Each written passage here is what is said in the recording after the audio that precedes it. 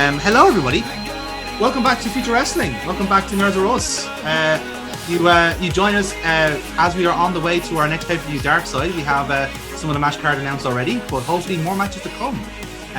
Once we figure out who's champion going in, because one of the titles is very fluid right now. Speaking of, let's introduce the roster for tonight. On the left-hand side is the holder of that very fluid championship, Silver Fox, successfully retaining the national championship last week against your man in the center screen there. How do you feel finally being champion again? It's exciting, isn't it? There's a national champion now. What? Yeah, national champion. Yeah, we got a new title, dude. Yeah. Oh, yeah, I wasn't actually told about this either. I only found out now too. There you go. Yeah, they love the show, lads. They love watching the show, lads. Is what we're trying to get there. Although, of course, we are like recording 2 weeks in advance from when like everyone else sees it. So, so if you're not here, you do kind of miss it. But yeah, Foxy, how do you feel being champion again? Yeah, it's fun. Like, it's a good proving ground. Like having an open challenge every week.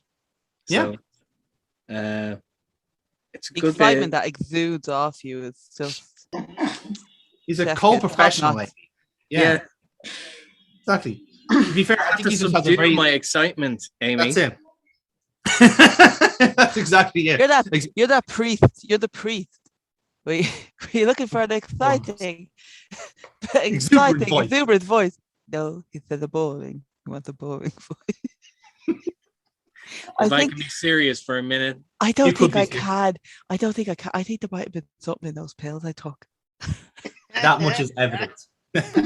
So anyway, but yes, so obviously Fox will be defending his championship again tonight in our opening contest. So stay tuned for that. On the right hand side is the man he beat for that national championship when it started off, which is Casey. Casey obviously on a bit of a downturn of form at the moment. But you're hoping to regain that form, and it would seem that someone is trying to get you into that mindset. Someone perhaps of a Scottish variety. You do what you gotta do. You win some, you lose some here. You take it, you go to the next show, you show up, you take what's coming. Spoken like a true footballer. And like the Boy Scouts, be prepared. Ooh, interesting. I like the air of an intent towards that sentence. So on the left hand side of the screen again is Amy, making her return to the show under less than ideal circumstances, as you'll hear. Not the best week to jump back into the show, Amy, has to be said. No, it's really not. Amy's had an allergic reaction to. Not that you notice, of course. No, I mean it's completely. Yeah. Were you not here when I was explaining why I'm talking like this? No, they were not. Oh, allergic reaction to anesthesia. That at the dentist. So yeah. Fucking floss, kids. Floss and mouthwash. Don't end up like this. Yeah, slots and mouthwash. That's the key floss. to a good floss. I know. Tonight's public service announcement is brought to you by Colgate. And slots. I'd love a sloth. I wish I had a sloth. Who would take care of it when you're being sick? Oh, for fuck! That fucking thing wouldn't even realize when I was sick. By the time I get through my illness, it would only have moved like one hand. That's a good point. That's a very good point. Although to be fair, me and the slot would not be able to get up in the mornings. Like both of us would literally just be like lying there. That's what I was referring to. You know what? Honestly, I'm pretty sure like not only is the slot like my spirit animal, but probably my soulmate too. Could be. You never know. All hail the great magical Sloth King. In the center screen tonight is Happy Morris, as he says here in his Zoom call. But I suppose he has every right to be happy. You're still tag team champions with the Rose family. Except, although now granted, you did kind of cool your courage a little bit when every member of your team lost last week. How do you feel about that? That's just a speed bump. It's not major.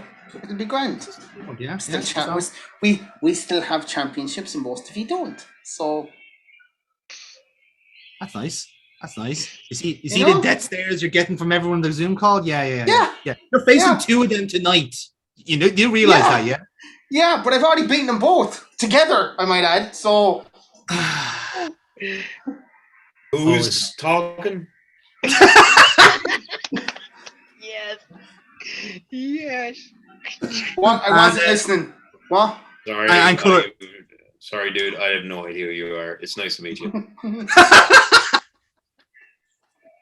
Oh, done dirty already before we haven't even started. I love it.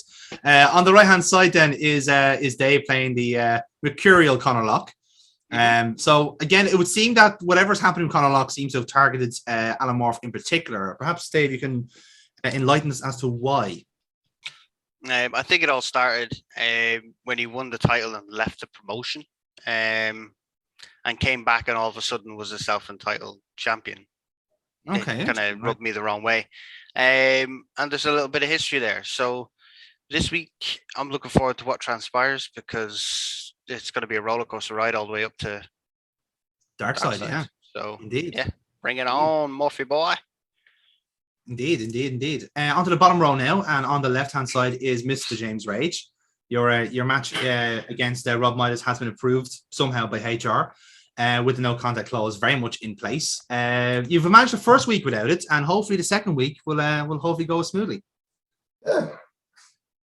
I crippled one of his minions. That was always fun. It's always fun. Everyone I loves like that. doing that every so often. Big picture, Rob Midas firmly in the crosshairs. His cards are marked. He's got nowhere to run to, no one to help him. So that'll be fun. Tonight, the Rose family becomes, what was the phrase? A speed bump. Yeah. And I really don't care how they accessorize with their fashion belts and whatnot. But yeah. We'll see how that goes. We certainly will. Down the bottom center then is Cutter again making his return to the roster. How are you doing, Dennis? Fantastic. How are you? You sounded. Yeah, I'm good. Lads. So I knowing that you haven't been here the last 2 weeks, I should get you up to speed. Last week you did help James Rage out and even up the odds to make his would have been handicap match into a tag team match. Fair to say, Jamie, perhaps not. You weren't keen on the assistance, but perhaps it's justified considering Midas's little tactics to try and weaken Rage of the pay-per-view. Would you two agree on that? It's not so much about helping him out of any like of him. It's helping him get rid. We have a common enemy. That's all it's down to. There's nothing else to it. It's not. This isn't. We're going to be a tag team for life thing. This is getting rid of a problem. I like that. An alliance against Midas. I like that. And finally, then is our future world champion, saving the best for last, as it were, Violet Storm. Yeah, well, you have to fucking make champion. So who's the nationalist Republican champion? Foxy is leader of the Nationalist Party at the moment. Yeah, so okay. Well, that's the title rebranded. So Nationalist Nationalist champion. It was always bound to happen. To be fair, Bobby Sands Memorial title. Yes. Every match is an Iron Man match.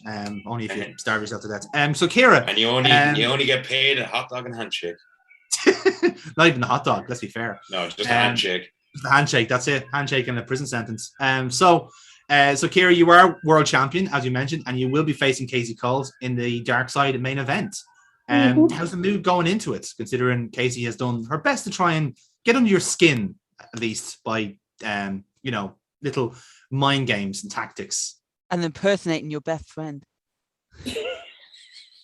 That is the latest tactic, as you can tell. I can't even take myself seriously. Like, I don't know how anyone takes me seriously. Well, not tonight anyway. Tonight is a write-off. That's been the last fucking few months for me. I've just been a write-off. This is true, actually. Yeah, because of the J bad. Yes, I'm not going to say its actual name because he probably will find this. That's fair enough. That's fine. Fuck you, you prick. I hope you break your back again. I love that in kayfabe. It's actually like it's actually James Rage you're talking about. But yeah, I like the double meaning there. It works. sorry. Step up and I'll cripple you again. Try it. I Your actually jaw have. still isn't right. Listen to you. It was the ankle. You actually never did a facial injury. It was all on the ankles, my friend, which are weak. Such a big Casey dick. weak ankles cult. That's a gimmick we're not going to go with. Either way, yeah. Non-canon. Non-canon. Yeah, non-canon. That's an option, non-canon. So with that in mind, guys, let's get on with the show. And we're going to start off with our national match. So it's going to look so weird in the edit. We're like, oh, look, there was 8 or 9 people here. Now there are 4. They all fucked off. They all fucked off. So with that in mind, ladies and gentlemen, this opening contest is scheduled for one fall. One fall. For the Future Wrestling National Championship. Introducing first, weighing in at 193 pounds, he is the reigning Future National Champion, Silver Fox. So yeah, I step out on the stage with the title in my hand, have a look at the crowd, kind of like bring the belt up my shoulder. And, I do a big pose on the stage. Uh-huh. I'm looking, but you can see a smile on my face as I do it. He's back, baby. I look at the belt, then I throw in the air, looking at the crowd, then I make my way to the ring. Then I do my signature pose. I love it. Yeah, and again, the confidence go. As you can see, having that a championship as is would do with anyone, no doubt, has really reignited a fire underneath Silver Fox. He is successfully retaining against Jimmy Morris last week, and now hoping to do the same again against another mystery opponent. He's in the ring right now. Let's see who Silver Fox is facing tonight. And what hits then is the music of another high flyer. And his opponent, weighing in at 171 pounds from Detroit, Michigan, he is one member of the Mile High Club, Kevin Kite. Well, like I said, Kevin Kite is someone who perhaps rightfully has deserved a championship opportunity here. He's picked up some big wins in the past, and as part of this incredible, exciting stable known as the Mile High Club between himself, Negredo, and tangentially Davina Laveau. But Kevin Kite, this is his first opportunity at singles gold.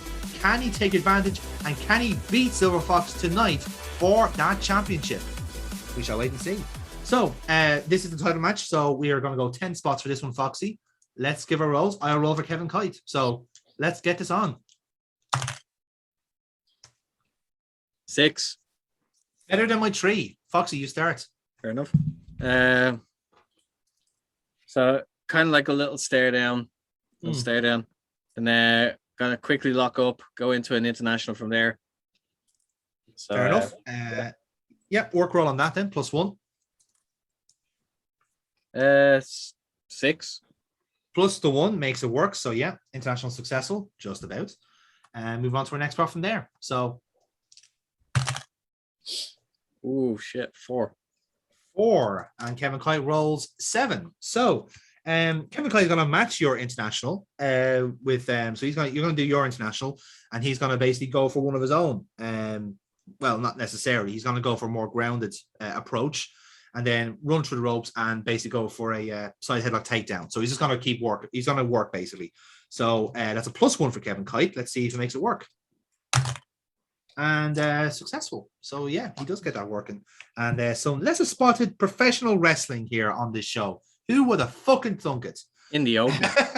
In the opener as well. Crazy notions. Right then. So next roll then, Foxy. Let's get us going.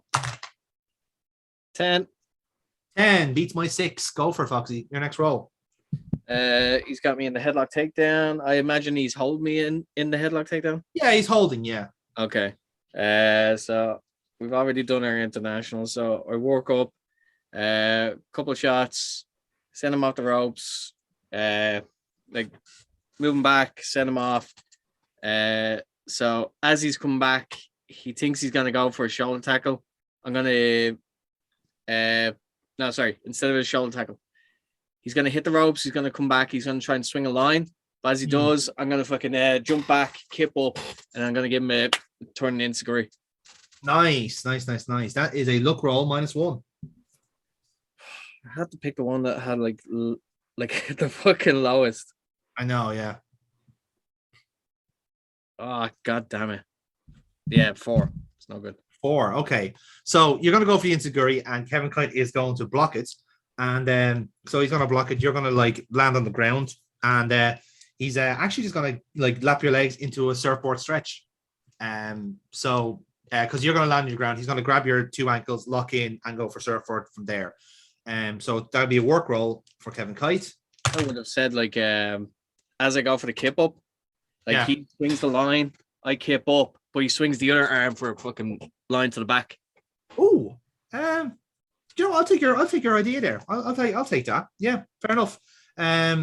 Yeah, so it'll be just I suppose a straight roll to reverse it. So, yeah, there you go, 9. So yeah, he just hit you with another line. So nice done from Kevin Kite. And we want the next spot from there. So let's see what happens next. 9 beats my 8. So you get the next roll, Foxy. Yeah, so he's hit me with the line, knocked down. What would you have done next?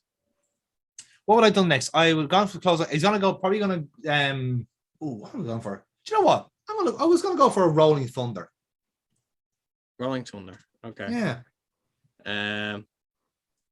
But obviously an extra revolution because he's a mad lad. So so if he's gonna go for the rolling thunder, so he gets the first roll as he goes for the jump and flip.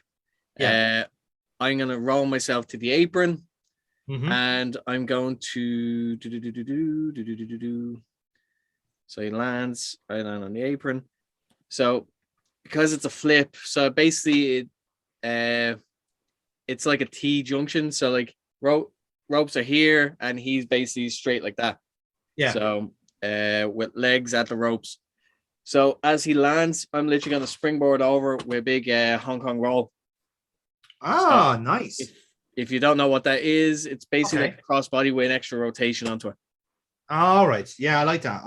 Again, that's a very luck roll. So -1 on that. See if you can get it. Yep, 9. Nicely done. So momentum for Foxy there. Hong Kong roll successful, and it looks quite nice as well, which also helps. So let's move on with our next roll. So 8. Better than my roll. So you take this roll definitely. Yeah. Hong Kong roll. I grab him. Bring him into the corner. So I'm gonna whip him into the opposite corner. I'm gonna go for my running knee combo. Combo. The knee bulldog. Yes. Yeah. Combo. So that is a luck roll, Foxy. -1. Righto. 7, but -1, so it's 6. It's a 6. So the way I'll do it is I'll get you to hit the running knee. And then when he goes for a bulldog, I'm gonna get him to push off. And essentially he will again, he's gonna use his luckiness to his advantage.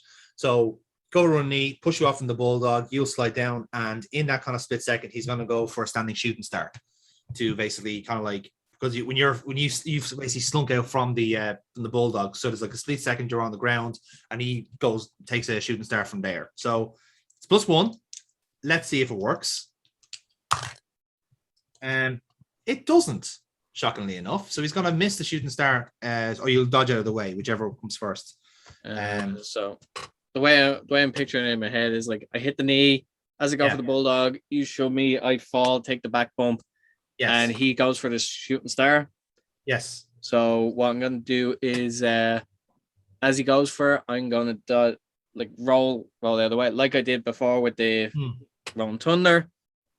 He takes the face bump, but I am going to go for a basically a Magister roll up from that. Oh, roll up. Okay, So he's grand. going to bump on his stomach, get onto all fours, but I'm going to hook him up and then roll him over. I like that. Grant, we'll do a spot roll then to see if you can pull that off then. So straight roll between the two of us. Right up. What the fuck was that? Fucking randomly, like a fly landed on me. It's like, what the That's fuck? weird. It does actually look like you're just freaking out over there. A 7. 7 beats my 6. So yeah, then do your work roll then for the roll up. So +1. Fucking needed it because I got a 6. Ooh, certainly did. So you do get your roll up, and any roll will do here, Mr. Kevin Kite. And indeed it is a 1-2 kick out. Kick out well before 3 on that. And we move on to our next spot then. So nice done. Nice bit of wrestling here, lads, have to say. So let's see Very what happens. clean wrestling. Yeah, isn't it? Sweet and delicious. Beautiful. Right Apart from all the shenanigans that are about to happen in the next 2 hours. Let's get the wholesome wrestling out of the way. Fuck that shit. So go for next. Right on. 9. 9 beats my 8. So you take the next spot, Foxy, from the roll up. So Kevin kicks out. What do you want to do? Kicks out of Magistrat. While he's getting up, I want to. What I'm going to do is I'm going to. Jenna Mac.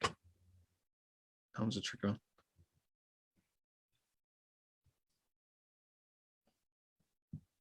That one I'm drawing a blank. Yeah.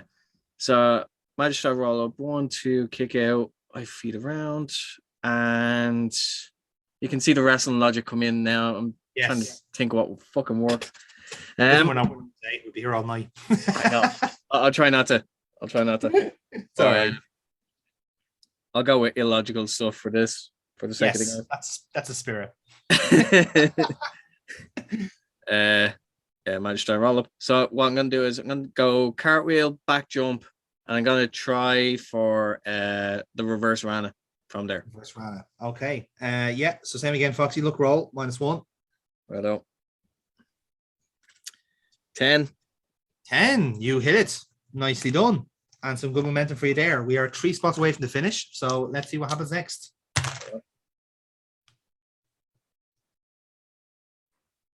Fucking hell. 9. Very well. I don't know if I've ever mentioned it, but Kevin Kite is a massive fucking bottle job. So Foxy, you What take the this. fuck? I know, right? I'm as shocked as you are. Change your dice again. To be fair, NPC, yeah, you probably a good point. So I've hit the reverse rana. So as he's after taking that bump, what I'm going to do is I'm going to go for the surfboard stretch. Ah, very good. Yeah, okay. So that'd be a work roll then, +1. Right up. 8. 8 with the 1 makes it 9, and extra momentum for Silver Fox. So we go for next spot roll.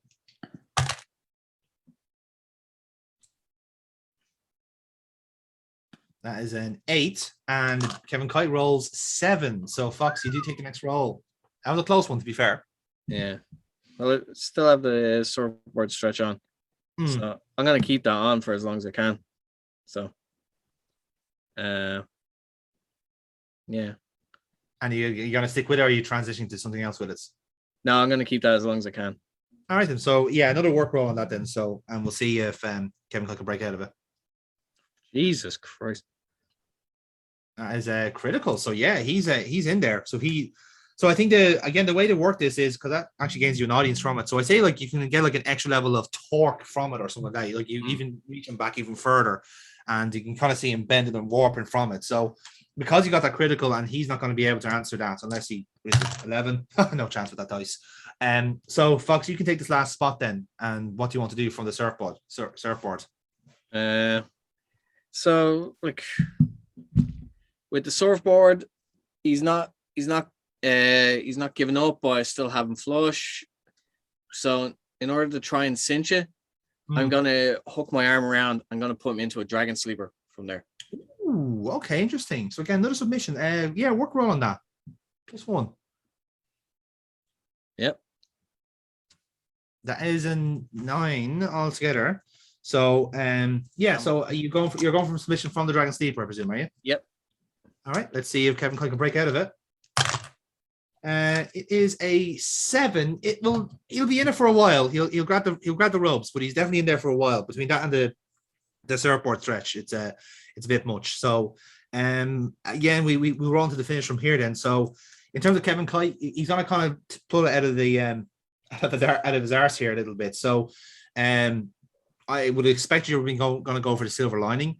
So it'll probably just come from a reversal of that into his own finish, which is a reverse 450. So that's what he would do on that one.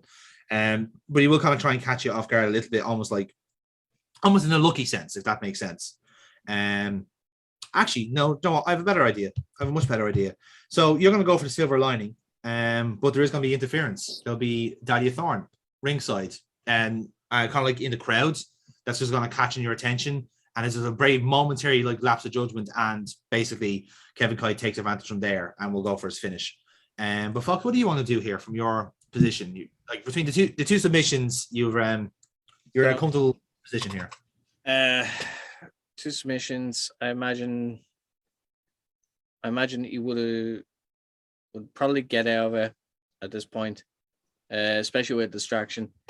While I'm distracted, if he wins, he could. So if I'm close to the ropes, he could easily go for like a 619, hit me in the stomach. That puts me down, and he can set up for his reverse 450. Yes. If not, then what I want to do is could still have it somewhat the same, where he goes for the 619, misses, but I catch him on as he swings around. Yeah. So I take a step back, he misses, but he feeds his back to me, so I hook him in, and I go for it. So you want to go for kind of unsuccessful interference anyway. Yeah. Okay. Grand. Well, then let's go for momentum then, shall we? So Kevin Coy is on 3. Silver Fox is on 8. Jesus Christ. Well, academic. Not gonna lie, Foxy, I fancy your chances. So I'll set the pace with a +3 roll. Not unless I get a fucking snake eyes. Don't bottle it. Don't bottle it is what I would say. So, okay, so +3 roll on this. You know what I said? Kevin Coy was a bottle job. Don't tell me you have another snake eyes. Fuck off. I don't. I've got 12 instead. I'm glad I have fucking 8 now. Holy shit. This is a 15 to beat, Foxy. You have a +8 roll. Fucking hell. You could lose the title right here. Fucking Oh, hell. thank Christ. Thank fucking Christ. Was that 10, 11? It is an 11. Oh, Oh my God. Oh, God. So again, we'll see Dahlia Thorne in the crowd. Silver Fox does meet eye contact, knows it's her. And Kevin Coy will try and go for the 619. He'll miss it. Silver Fox, take from here. Yeah, so she's trying to distract me. I see her there. She thinks that all right, I'm fully distracted. I don't see him coming. But once I see the rope move, I'm like, nope, boom. So what I'm gonna do is I'm gonna duck. That way his legs swing over me. But when he swings through, his back is toward me, so I'll hook him straight away. But as I'm lifting him up, I'm actually turning toward Dahlia, and just boom, drop. Love it. But I hold it, and I'm looking at her. It's while the pin is still going. I like it. So that'll happen then. So 1, 2, 3. Ring the bell. Ladies and gentlemen, your winner and still future wrestling's national champion, Silver Fox. Well, I think it's fair to say the Rose family may have tried to subtly / unsubtly try and distract Silver Fox there with Dahlia Thorne in the crowd. I presume she's there for a reason. But it did not work on this occasion, and Silver Fox retains his championship for another week. A fantastic showing yet again from the former world champion. So, Foxy, take it from here. What's happening with your match end? So, obviously, I have him hooked in. I've pinned him. But I'm still keeping my eyes on Dahlia outside. And It's like 1, 2, 3. I let him go. Still looking at her, like I'm not taking my eyes off her. But referee gives me the belt. I look at her, but then I look back down, like still like kind of like keeping eye contact with her. But I help him up, and I just give him a pat on the chest as if say like, "Oh, well done though, like very good." Like it, because he's very like putting him over. Fuck that. Yeah. But I'm placing myself that I can still see her while I'm still like addressing him. Yeah. Not taking my eyes off her. Because I like it. Yeah. I like it. It's good. Yeah. So yeah, that's nice. And yeah, we'll cut the commercial from there then, and move on to our next match then. So again, we've had a promo or two here and there. So we'll transition smoothly into the ring. Ladies and gentlemen, this next contest is scheduled for one fall. Introducing to the ring first, weighing in at 210 pounds, hailing from the Rat Cave, he is the hero that we deserve,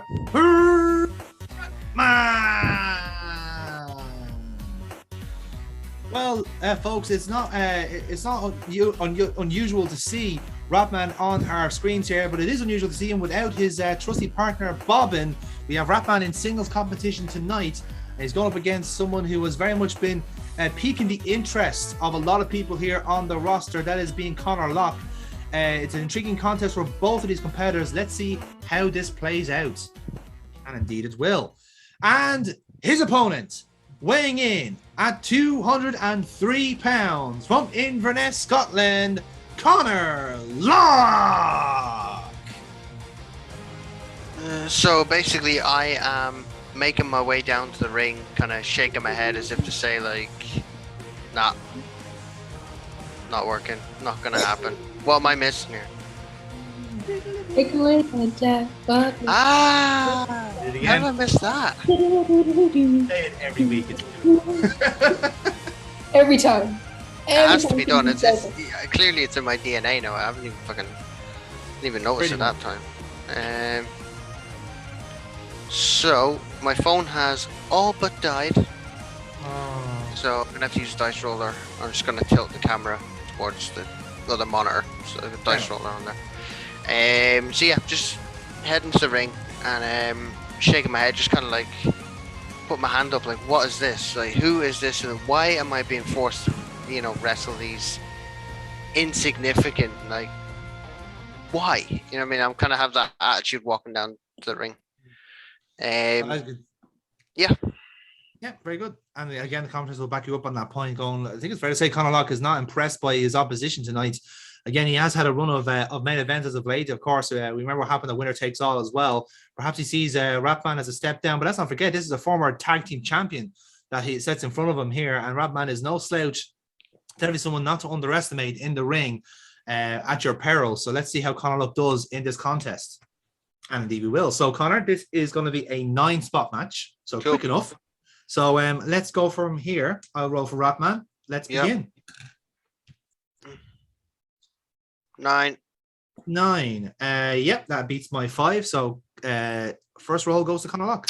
So what I want to do to start off with is I want to go straight into Highland Spike. I'm not wasting any fucking time. I'm not wasting any time on this guy. Okay. All right. Interesting. Again, it'd be a straight roll for a finish. So you're trusting your dice roll here. It's an 8. Is it? Mm-hmm. Yeah. Okay. So it's an 8 to start. So again, it is get outable. Are you going for a pin from this, or are you? No. It's just a straight Highland Spike. No pinfall after. Oh, fair enough. Okay, then. So you'll get your momentum out of it, and we move on to our next spot from there. So we'll go for our next roll and see what happens. 6. 6, and Ratman rolls 10. So what I would like him to do is, so again, you go for Highland Spike. I want you to be gloating a little bit about it. You're going to go like, again, kind of playing that I exasperated kind of rolls. It's like, is this the best competition you can provide? Blah blah blah, all this sort of stuff. So you're gonna be dragging Ratman slowly to the corner and kind of going for I suppose it would be the Lumen Tower. Yeah. But Ratman is going to do something else instead. So while he's getting set up, basically, he is going to smother you in his cape. Oh, lovely. He's going to smother you in his cape because what a darling man. Yes, it is. So that is a luck roll for Ratman. So let's see how it goes. Doesn't go well. I'm not gonna lie.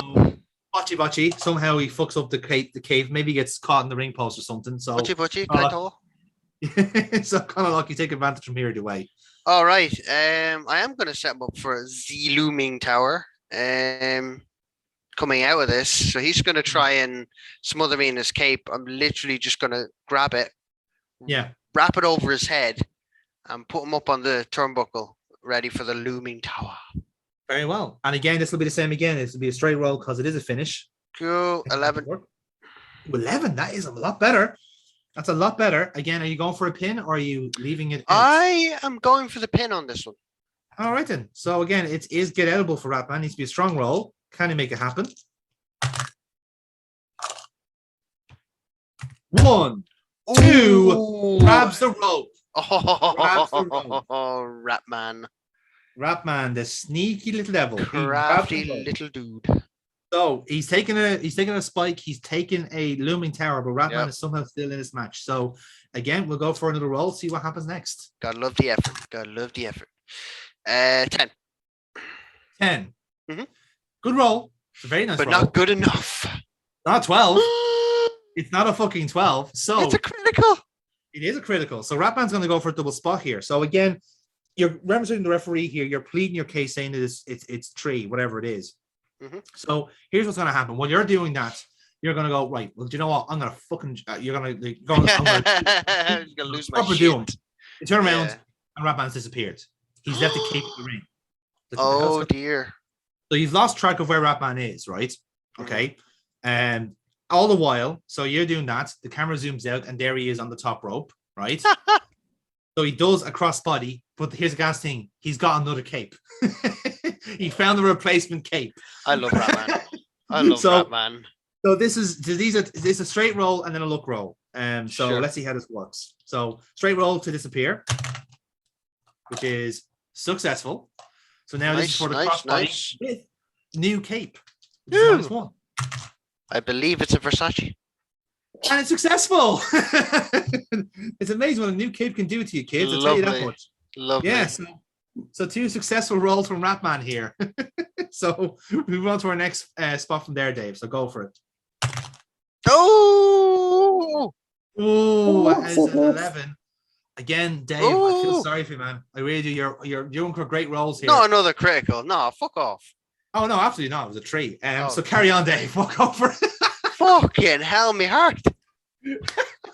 I had it for a second there. I had it for a fucking second. So you go for it. What do you want to do after that? Yeah, after that, I'm literally just gonna lose my shit.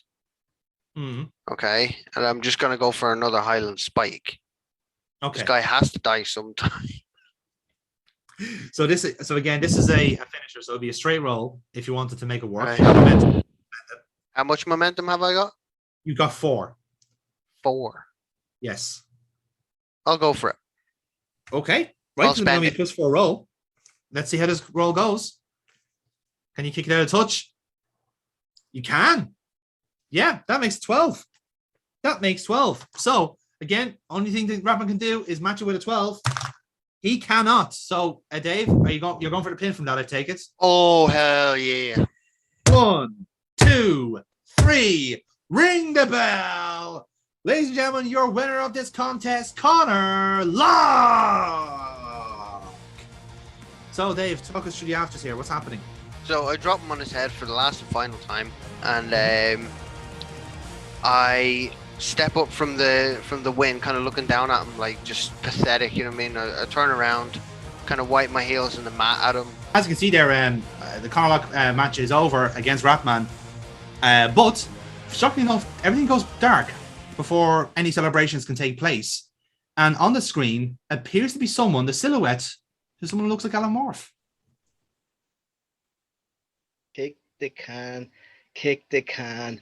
1, 2, 3. I have a dream of little lost Locke lamenting his lack of luck, wishing wins willingly with fate. Reckless, hunting wild animals with blunt Highland spikes. See, you hit me with your finisher a few weeks ago, you know, and did it finish the match? Did it get the job done? No. I had it for breakfast. Once I considered you a true Scottish man, a representative from Scotland, pure Scottish independence. You're not even worth mentioning. But, right, you intrigue me.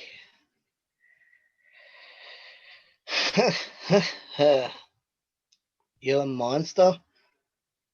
I'm a monster. Car, you're it. And I think if I'm to try and interpret what Alan Morph is saying there, I think that it's trying to go kind of like into finding him. Obviously, that set behind him looks familiar. It looks like something from backstage. Obviously, Alan Morph is here tonight. He's in our main event against Casey Colt. But surely, like this is going on Locke into a confrontation here. So, Dave, what are you going to do here after your match? I'm going to basically kind of look at the screen and then get through the ropes and start running towards backstage. Well, there you have it. No second invitation for Conor Locke needed. His targets are very much Alan Morph, or whatever this iteration of Alan Morph is in his sights. Well, he's gone. Yeah, no, that's it. There, that is it. We're going to cut the commercial on that. We'll try and get an update on what's going on here backstage between these two later on in the show. All going well. So, guys, that's lovely. Alan, give us a roll on your promo there. That's all right. And Dave, you did the same. Mm-hmm. Actually, no, sorry. I'll get you to roll for the second promo, Dave. Sorry. So this is just on Alan Morph. I got 4. Got 4 with the 2. I was giving you a +1 on that as well. So you get some momentum out of it. So happy days. So we go back to commentary going. Well, folks, welcome back to Future Wrestling here. Obviously, we've had some fantastic matches already on the card tonight. Obviously, National Championship match and Conor Locke versus Ratman already taking place. We are about to have some more tag team matches here, but we're going to cut backstage here as we believe there is a summit being held between the, I suppose, what you call now the remnants of the Asylum Fight Camp, with Carlton Titus still out injured. Let's cut backstage now to hear from James Rage and Cutter. So, setting the scene here a little bit, you two obviously backstage and kind of whatever kind of locker room setting we have here at Future Wrestling, and the two of you just kind of like just comparing notes is the best way to do it, and kind of discussing how Cutter kind of intervened last week. So, guys, take it away. There I am, staring Rob Midas down at the table. He sends his 2 attack dogs, and they jump me from behind. And before I know it, there you are. Now, I hope you know you're not getting paid for that. Because frankly... That one's on the house, buddy. The thing is, like, of course you caught me. Look at me. Right? I know you're not blind as well as dumb. Here's the thing, right? I don't overly like you, and you don't overly like me. We don't have to get on. We don't have to be friends here. You said to me way back when you were trying to recruit me for the Rose Games, what did you say to me? Go on. Say it back. I told you that, first of all, I don't like you at all. Second of all, I told you that Rob Midas was Fred Rose in the making. Yeah. So you also know my history with Fred Rose. That sentence alone, I told you right after that, struck a chord with me. So the thing here, James, I don't have to like you, but I'm all about business, and I'm all about protecting business interests. There is a threat to my business. I'm going to take it out. Now, it just so happens that we share that viewpoint. Different reasons, same goal. All right, so you don't have to like my help, but you needed it. And here's the thing. I'm going to keep doing it. I'm going to keep going in and I'm going to keep doing what I want to do. Because at the end of the day, you're not going to stop me. Because I'm going to stop Midas. Now, I would like you on board. I would. Again, we don't have to like each other, but this is going to be a hell of a lot easier if I have somebody like you on my team. And I know you want rid of him. You've personal reasons to get rid of him. And I'm agreeing to help you here. I'm agreeing to help you. No monetary value, nothing. I just want rid of the guy. Allow me to make something perfectly clear. Rob Midas, his cards are marked. Mm-hmm. He is booked, and there is nothing that he or anyone else can do about it. Come dark side, Rob Midas belongs to me. Yeah. If you say that I need your help, why don't you go ask Vladimir Kaiser how much help I needed? Because last I heard, he's on crutches for at least the next 8 to 12 weeks. And last I saw, you were getting hopped from behind by 2 guys that were going to wreck you. Be the big proud man all you want, James. Be the big proud man all you want. Look, I know firsthand what you can do in the ring. I'm not going to deny how tough you are. I'm not going to deny how good you are. That's not up for debate. Right? My point here is take the goddamn help. You have Midas. He's yours. I'm not going to interfere. Take him at the end. But for the love of fucking God, let me help you get there. Tonight, Decker has decided to make us a tag team. Mm-hmm. So fine. For now, I will accept your help reluctantly. But Cutter, stay the hell out of my way. Do not get in my way, or you will find out what I'm all about. Now, tonight, we have the Rose family. And the last time we were in the ring with the Rose family, Jim Morris rolled you up and pinned you 1, 2, 3.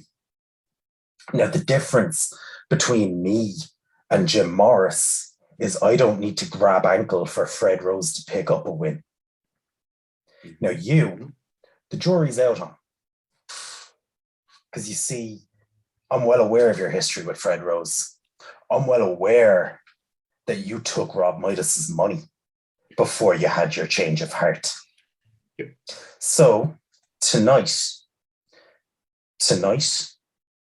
you and me, we go to that ring and we shut that farmer's mouth once and for all. Because tonight, we set that straight. From there, we'll see. Just one last thing. You have me confused with somebody who makes excuses, who denies what happens. I have never done that, and I will never do that. I don't care that some pudgy fuck pinned me. I'm about money and shit. I still got paid. Right, number 2. Nobody knows Fred Rose better than me. They're going to fall apart on their own. He's dead and done once I dealt with them originally. Midas is the issue. Midas is the concern. You have that handled at the dark side, no doubt. But trust me when I say, James, your intimidation tactics, much like anybody else, they don't work on me. I'm going to be in your corner. I'm going to be your teammate. I'm not going to be in your way. I'm going to work as a tag team partner should. And I've said it before, when Cutter and Rage are on the same page, it is the immovable object meeting the irresistible force. There is nothing that can stop us. We are the most dominant force that this company has ever seen. But Cutter, I don't trust anybody. Fair. So, with you and me on the same page, I say we go cut our way to dark side. Lead the way. Love it, lads. Very good. Very nice indeed. So, in that case, as always, give us your luck rolls on the promo. So, Cutter, I'll give you a +2, and Jamie, I'll do the same +2 as well. 6. 7. So that's momentum for you. And then 3. No, I said sorry. Oh, sorry. Okay, so that's a 10. So momentum for both of you is going into the tag team match. So lovely stuff. Lovely stuff on that. So, and very good. Right then. So, so yes, on that then, we move back to commentary then, and he'll start kind of ruminating on what happened there. Obviously, things are quite tense, but a common goal, bringing James Rage and Cutter together there. It'll be interesting to see, again, another wrinkle into this relationship between Rage and Midas is now this X Factor in Cutter. What will that bring in the tag team match later on tonight? Yeah, so, sure. Yeah. No, look, we're going to have to cut backstage here. We hear there's some sort of altercation happening. And indeed it is. We see cameras rushing to backstage, and we see what looks to be Michaela Joyce and Damon Garrick scrapping, along with then Joshua Delaney and Dahlia Thorne, and then Jim Morris rushing in as well. It looks like the Rose family are attacking the Youngbloods. So the Youngbloods, obviously, the numbers game takes advantage, and Fred Rose takes the opportunity to gloat. You see, this is the difference between you and us, the Youngbloods. You may think that you've won one solitary fight, or even in 3 in this case, but in the end, the Rose family wins the war. All of these are opening forays. All of these are sparring. This is nothing else but tittle-tattle across the battleship of the Rose family. In the end, we win. Am I wrong, Jim Morris? You're not wrong. You're not wrong, because see, tonight I faced 2 men I have a bit of history with. We start off with Cutter, that big fucking meathead of the team. The fellow who had absolutely nowhere to go, so we decided to sell his body for money. Yeah, that's his life choice. And now he's deciding to go along with James Rage, another one who apparently has some sort of honor in the ring by shaking people's hands. Yet the first time he went in with me, I took him to his limit. So when he had to face me again, he took a cheap shot. And cheated, just, took the easy way out when we faced each other. See, James Rage is this big tough man who thinks he's the hard man of the roster, when in the actual fact, he isn't the hard man of the roster. He had this reputation because of the little group that he was in. But let's be honest, being the hard man of that group was like being the smartest kid in the dumb class. It's not really much of an achievement. Well said. Is it? Well said. It's always quite refreshing to hear the thoughts of Jimmy Morris, especially when it comes to other people on the roster, because it's just so wonderful hearing you speak, Jim Morris. And unfortunately, I don't think it's now time for speaking. I think it's now time for actions. You're in action very, very soon, as is Damon Garrick. Why don't we show the Asylum Fight Camp exactly what the Rose family is all about? So with that then, so Jim Morris, you are going to have a chance here to take either Delaney or Michaela Joyce out. What would you like to do? My favorite part of this entire promo is Man United match in the background. Yeah, it actually does add a lot to it, I have to say. Yeah. It shows Jim Morris is to be taken seriously. I didn't actually realize it was that loud.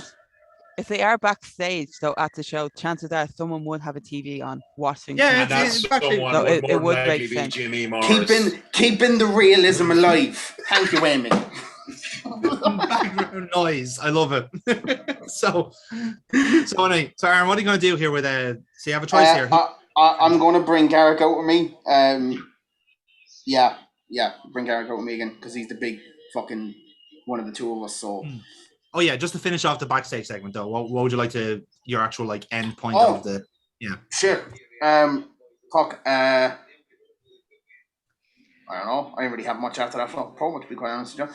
I'll probably just put another couple of boots into Nathan and check your notes. It was a fucking hell. Get your names right. Yes. We are. I'm gonna fucking end this, to be honest. I'm just gonna quit. Yeah, that's Yeah, I can't think fucking straight. That's exceptional. That's exceptional. It's almost like you're distracted by something, Aaron. I don't know what it is. Yeah. There you go. Anyway, so with that then, so yeah, Aaron, give us a look roll on your promo then to see if you get momentum for the tag team match. No, of course you can't. It's a 6. And that is a 6. So unfortunately, -1 it denies you unfortunately momentum there. So hard luck on that. But nevertheless, we move on to our next match then. Well, look, obviously it's another brutal and heinous attack from the Rose family, further proving how sore losers they are. And obviously, you know, when you take 3 losses in 1 week, it's not a very good sign. But it could very well be 4 here going by current form as they go up against the Asylum Fight Camp. And well, perhaps it shouldn't be a surprise, but the music of Rob Midas is hit here, and I get the feeling. Yeah, I'm just being told by our producers here he's going to join us on commentary for this match, which perhaps is not a surprise in that sense, because he wants to get as much scouting and analysis done on his opponent for Darkseid as possible. But obviously, Mr. Midas, this is not your first venture to the commentary desk. Welcome back here, and welcome back to Future Wrestling. What's your name again? Mike Dublin. We know you for Mike Dublin. Okay. Yeah. Okay. Mike Dublin. It's there. Thanks. I have to right here if you want to. Nevertheless, it's a separate issue. As we were saying, Mr. Midas, obviously you have a very difficult task ahead of you in a couple of weeks' time at Darkseid. You're facing James Rage. You have this no contact clause in play. Is this the reason why you're out here to scout James Rage? I don't need to scout James Rage. I know James Rage. James Rage knows me. It's just a matter of getting to that night and beating the holy hell out of each other. I'm out here to just enjoy what James Rage and his partner does to a certain opponent tonight, because something was stolen on me only a few short weeks ago, and I want it back.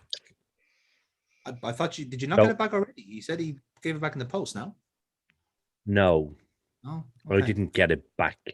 That's just his happy little way of trying to fuck with everybody. So that's why I'm here. I'm putting my animosity aside. He never asked for it. Shut the fuck up. You're not part of this promo, so shut up. Amy wasn't fucking wrong, Aaron. Sick of being fucking interrupted. The best fucking... hold on, I'll get back to the fucking promo now. The best promo guy, who's fucking James Rage, he doesn't need to fucking interrupt, does he? No, he fucking doesn't. So shut your fucking mouth, or I'll choke you with your own fucking beard. Sorry, Mr. Dublin, what were we talking about? You were saying it was about... I was under the assumption that he had given it back in the post, no? No, it's not back in the post, but we by the end of this night, I will have it back. For one night only. I'm not here because of James Rage. I'm here to get my property back. That's as simple as that. But believe me when I say I don't think Mr. Rage will be happy to see me. But for once, I'm not here for him. I'm here for something else. Fair enough. Well, like I said, let's not waste any more time. Let's get into this tag team match involving the future tag team champions. And we do. Ladies and gentlemen, this next contest is a tag team match scheduled for fuck's sake, Casey. I know daylight saving time is hard for everyone. But that could have been any one of us. That could have been me, Scary. It's only because I was looking at him at the time. I knew it was him. Unless there's some weird fucking puppeteering going on. I could fucking hear him on Saturday. Like, you can hear his voice pinged out of the crowd. Chaka. Everybody else just zones out and you just hear Casey. He times it well. So yes, let's get into our entrances.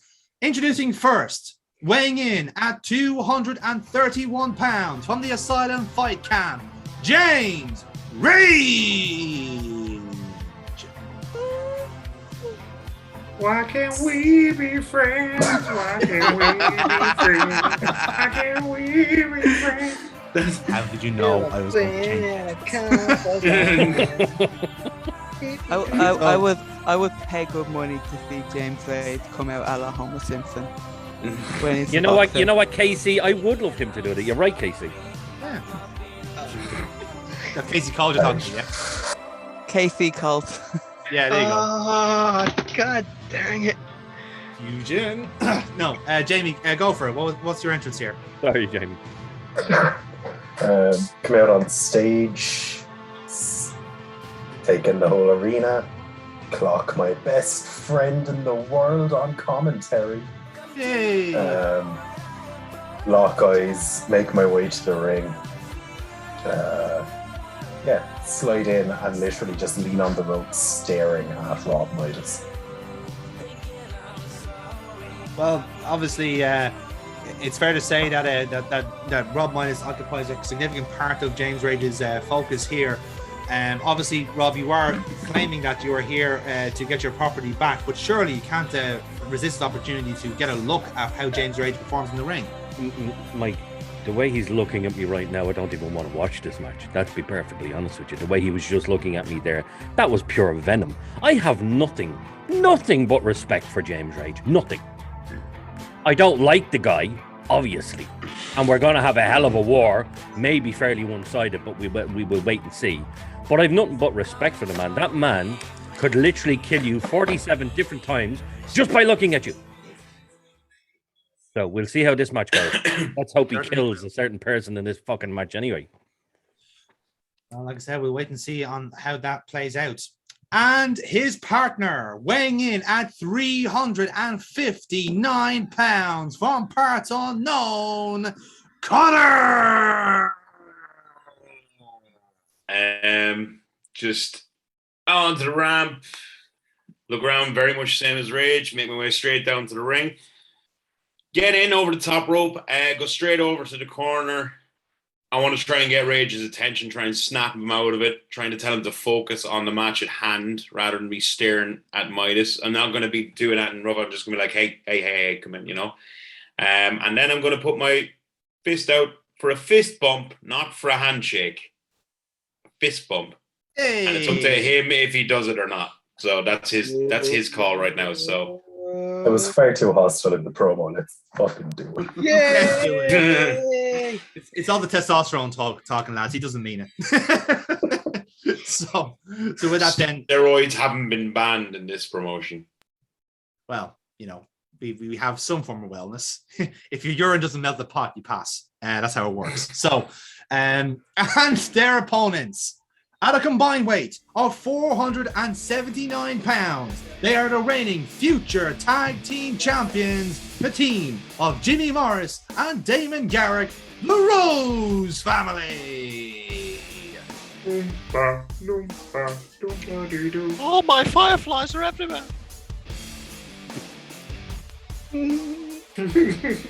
Aaron, what's your entrance like? I really was enjoying the things the last couple of weeks. So I'll do. No, there is. Stop pretending you notes. And I'll do the same thing I did the last time by lifting up the belts, and you topple over from the weight. No, I don't because see, I know they're heavy because I win titles and you don't. You just sell your body for money. Oh, sorry, no, you're like one of those. You're like one of those dolls you used to get that's all the way at the bottom, so you topple over and just wobble back up. And when I lift up the belts, the Randy Orton fucking light thing comes down again. You know, marvelous, all looking great. And then I lift out the brass knucks again and just wave him at Midas's face, and then just walk down to the ring. Well, but I'll make it very clear. He will get them back tonight. Oh, don't worry, I fucking will. It's fair to say Jimmy Morris is making more enemies than friends here, as my colleague. He might not get them back tonight because he might shove them up your fucking arse. Who's shoving up whose arse? Oh no, you shoving them up Jimmy's ass, not him. Jesus, no. Hey, worse than death. Let's be realistic here. Yeah. So fair enough. So yeah, that's our entrances then, and we are going to crack into our tag team match. So 10 spots in this match, lads. So it's going to be quick enough. Aaron, who's starting for your team? We'll let Garrick start. So I'm just going to be like, do you know what? I've already beaten him once. I'll stay outside. I'll stay behind the ropes, and we let him deal with it. And you know, love it. and Jamie Cutter, Be a who will little start bit from your before side? we get the weeble wobble into the ring.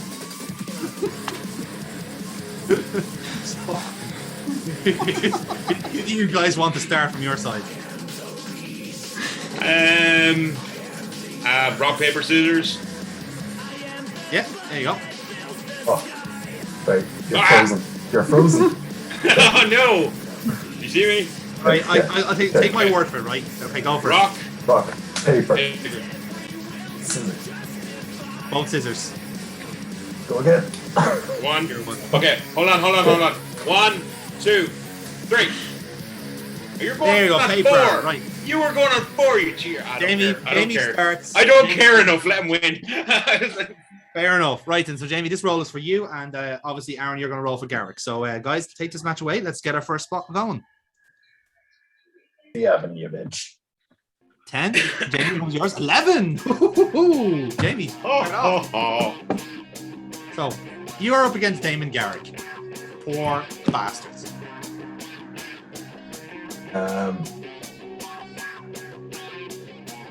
So, yeah, Cutter's after getting my head back in the game. Everything's happening, it's fine.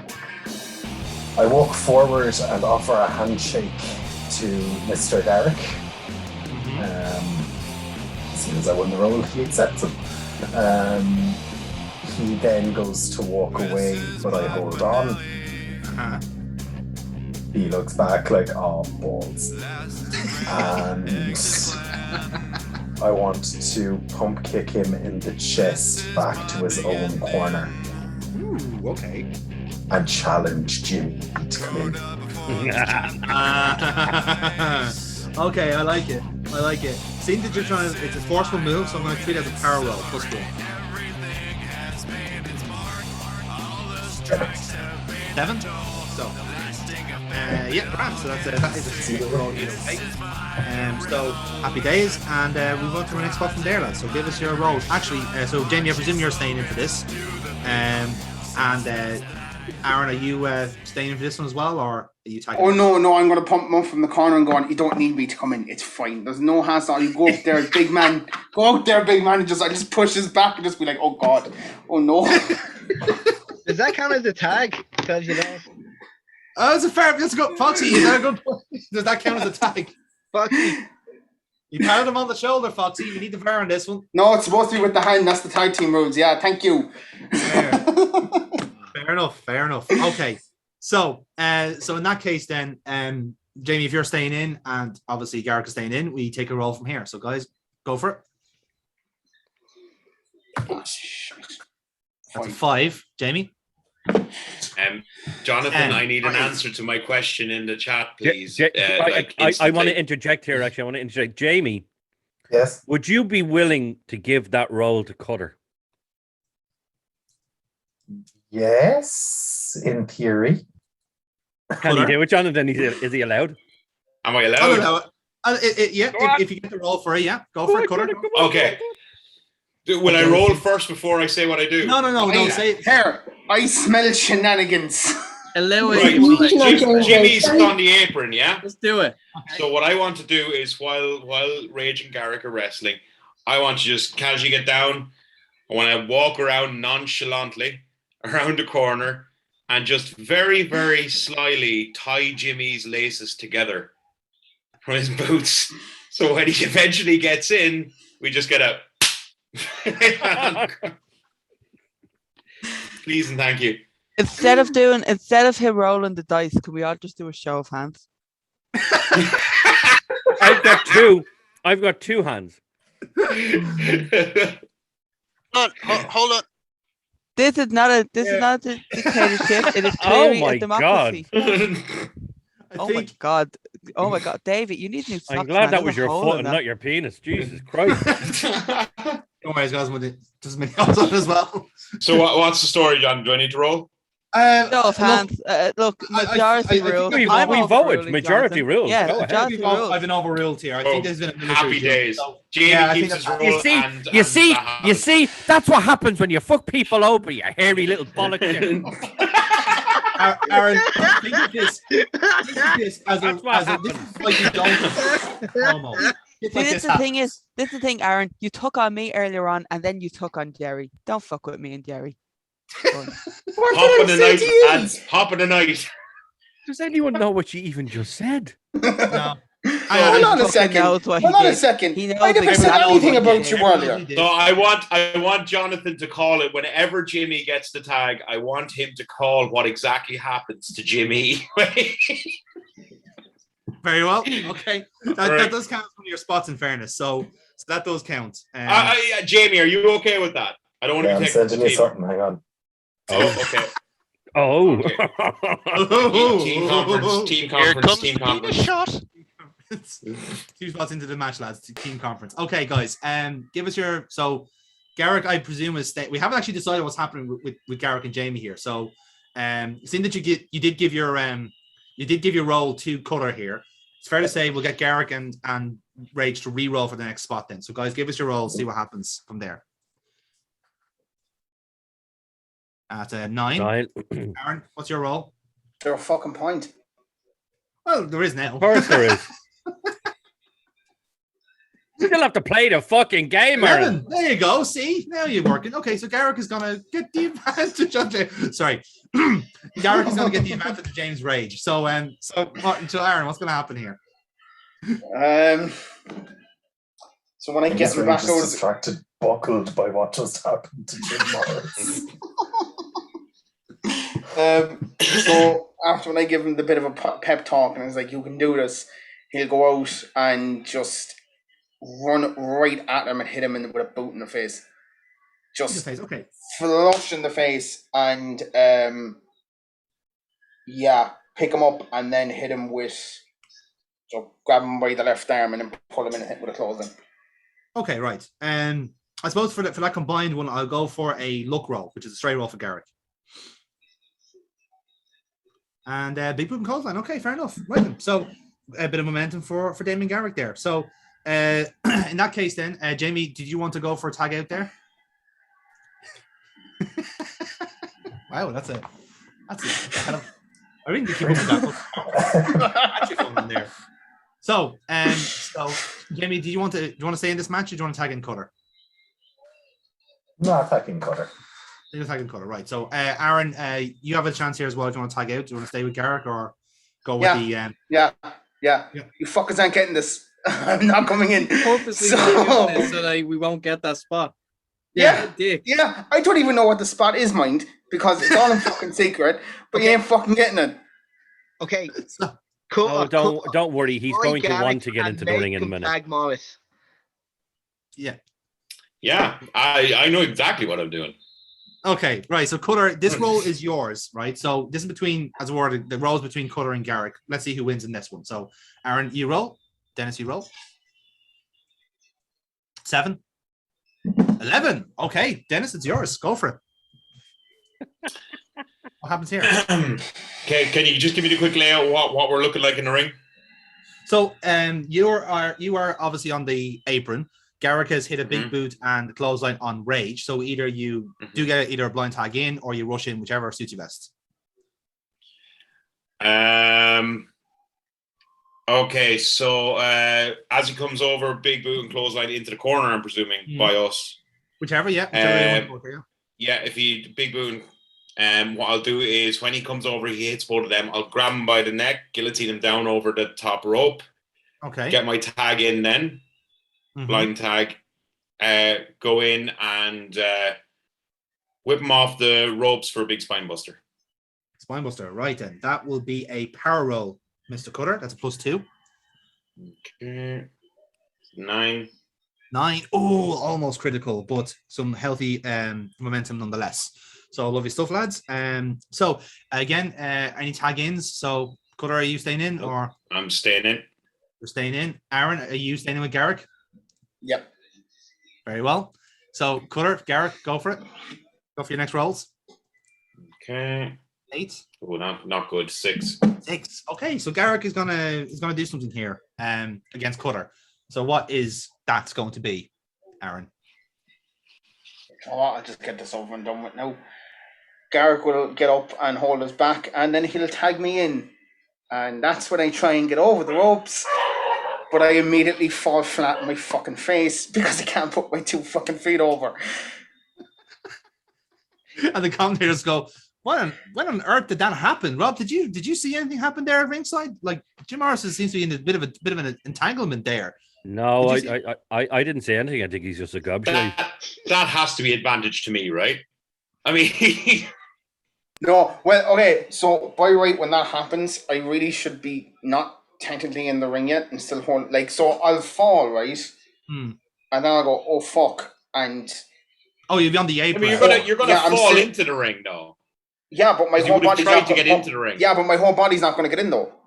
It's going to be like half and half. So I'll still be on the ropes. You'll be half in, yeah. Screaming at the ref, go and help me, like in the height, like a Ned Flanders level fucking screech as well. And then Fred Rose will try and go over and grab me, but just as he's about to like hold me to get my boots untied, fucking drag me in, and the hilarity ensue. Fair enough. So, Cutter, the role will go to you, seeing that we. Okay. My pitch for it is to, exactly like Aaron said, I'll drag him in, right? I'll kind of toy with him a little bit. I'm not going to hit him or anything, but what I'm going to do is pick him up by his ankles, hold him upside down, and I'm going to shake until those nooks come flying out. Love it. I love it. Power roll, Cutter, for that. +2. Cutter, we need a fucking 12 here. We need a 12. Yes! So not only, oh my god, that is so shocking. I am so surprised such a roll happened. It's worthless to me. It didn't even do any damage to you. You're just shaking. It's literally just jiggling you around. Here's what happens, right? You're shaking Jim Morris, the crowd are going, way, and what happens is you just like eat him up once, and the nooks will just fly out in the air, and Rob Midas will just go, it'll just land, and the crowd is going to pop. Yeah. So it's like, well, I fair to say that was not intended. We have not stunted that in any way. But Mr. Midas, I think it's fair to say your mission has been accomplished, courtesy of Cutter. Are you sure there wasn't an agreement there to get those nooks back? Sorry, what was it you said? My mission was accomplished. To get your brass knuckles back, your 4 nooks. Not quite. Okay. Interesting. I thought you'd be happier with getting them back, but however. Oh, believe me, Mr. Dublin, I'm very happy, but I ain't done. Interesting. More on this as you get it. So at this point, then, right? So obviously, Cutter, you've got the nuts out of the way. Yeah, but that's no damage. That's no damage, right? That's just yeah. So what I'm going to do. What I'm going to do is, I'm presuming, look, out of the kindness of my heart, I'm going to suggest that in that spot, his boots fly off, so he's no longer entangled. That could work, to be fair. In that thing, just to be fair. Like, imagine the smell, though. Fucking hell. So what I'm going to suggest doing is, I'm going to pick him up by the hair. I'm going to drag him over. I'm going to tag James in. Yeah. And I'm gonna suggest a fucking big old 3D. Okay, interesting. Right, so we'll treat that as your next spot then, as a double team. Aaron, what did you want to do if the role is unsuccessful? Either way, I think if Aaron is cool with it, I think his boots should be off so that he has movement back. No, he'll be. I was probably going to do that anyway. If 1 or 2 of them were going to fall off. Yeah, it's fair enough. So what would you like to do then? So you're being pulled into their corner here. So how do you want to get out of it? So with the boots off, I will, in the corner, I'll just sort of slip down on my knees and just crawl under their legs and tag Garrett right back in. Okay, fair enough. Oh, right, just under that. Okay, crawl away like a little baby, basically. Yeah. Okay, I like that. So that's a spot then. So Jamie, you'll be the one that's getting tagged in. So it's your role against Aaron. So go for it there and see what happens. And just so you know, the layout of the 3D in my idea is I'll flapjack and yes, he'll do the cutter. So Cutter won't even be doing the cutter. Jesus. I know. Ooh, it's okay. Oh, so that what was is that? A 10. What was that? That's a 10. And he wins. Aaron got an 11. Now here's the thing. That's a power roll for James Rage. That's a +1. Roll again, lads. There's 11. Oh, shocking! I did not intend that. I am so sorry. I was not. That was not intentional. Like, you can check the timestamp. Jesus Christ. That's mad. That's wild, isn't it? Fucking shocking. That's a critical No, 3D. genuine. Check the fucking timestamp. Yeah, the timestamp is there. Like, you can see it. That is a critical critical 3D. 3D. He's dead. Damn it, he's already dead. And bear in mind, you see, like if I had given it the Cutter's roll, it was a +2. It would have been critical anyway. So Just make the both of them the new tag champions. Just do it. it's a good thing this is non-title. Like, Oh I my mean- god! Oh, I thought it was a title match. no, it's not. No, the Rose I family know, will imagine live that in the next few weeks, having them as tag team champions bouncing off each other. Like Austin and Undertaker all over again.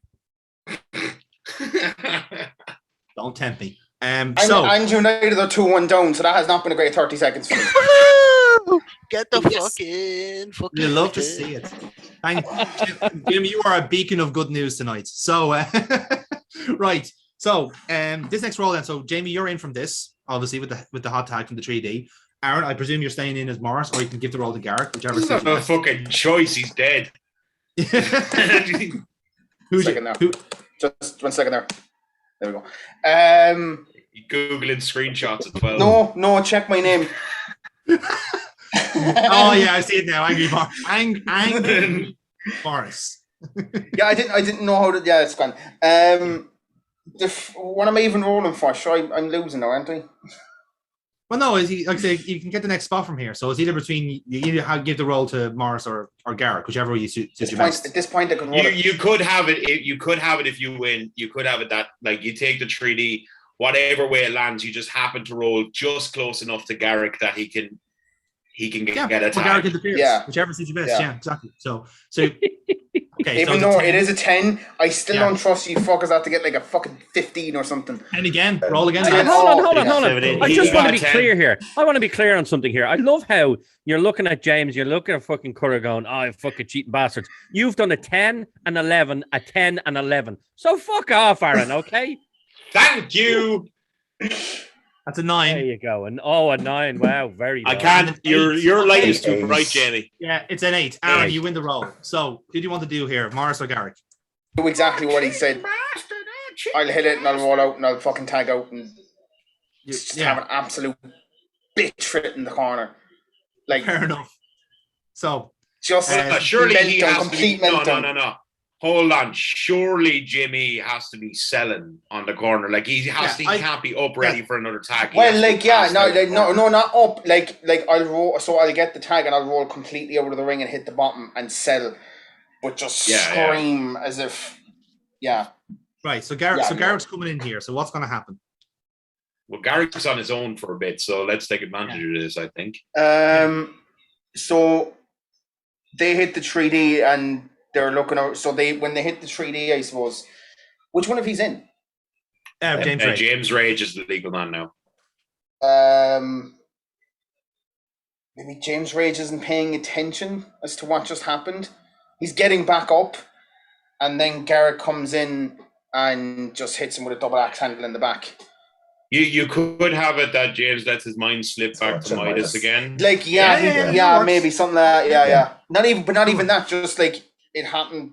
Yeah, no, that works. Yeah, it works. So we do the kind of spike 3D that breaks his fucking neck. I go over to the ropes and start mouthing off at Midas like, did you see that? Did you fucking see that? Yeah, that works. Jamie, for one night, just go after him. Don't mind. Give him an out. Don't be distracted. So fair enough. So obviously we all know the double axe handle is the most dangerous move in all of fighting. So it's a real roll for Damon Garrett +1. As we've said, he's not the smartest man on the planet. So to him, that's a very devastating move. It is. It's vicious. It's absolutely. It's the height of violence. So Garrick obviously staying here in for this one. Jamie Cutter. Are you guys? Who's going to take the next role for your team? I'm staying. Well, James is legal, right? Yeah, that's fine. Yeah. So grand. he's yeah. So Jamie, Aaron, this It's roles up are for you. to whoever. As far as I'm concerned, James, I don't know if this is the rules or not, but it's up to the legal man who's in there to decide if he wants out or not. Yeah, pretty much. Yeah. So Yeah, in case you it have works the spots best, I themselves. think. Yeah. So Jamie, it's up to you. Go for a roll. Yeah, go for it. Or is Fucking know what this is. Yeah. 10? 10. Way. And Aaron, how was your roll? I got a fucking 7. 7. Okay, so Jamie, you have a chance to recover from the heinous attack of a double axe handle. Just no sell it. Go like, what the fuck is that? Oh, come on, Derek's a big man. He would at least sell it and go kind of like. You just call him Derek. He's a weedy hipster. Isn't he? Derek, sorry. Garrett. Damon. You called him Derek. Damon. Every week I will fuck someone's name up. And if I don't, then there's something up. Of all the names, Derek. What a terrible wrestling name. I had the D and the G in my head and fucking. The more upsetting part about this entire situation is you're not even doing it on purpose. Like that's like No. like when you wear training, when you wear wrestling training, how many times did you get dropped on your head and should we donate your brain to research afterwards? It was dropped on his head as a child. Fuck that. Fuck he was wrestling never a fans. fucking child. I'm not He was fucking blaming wrestling bored fans. of the Fuck that. 50-year-old mentality.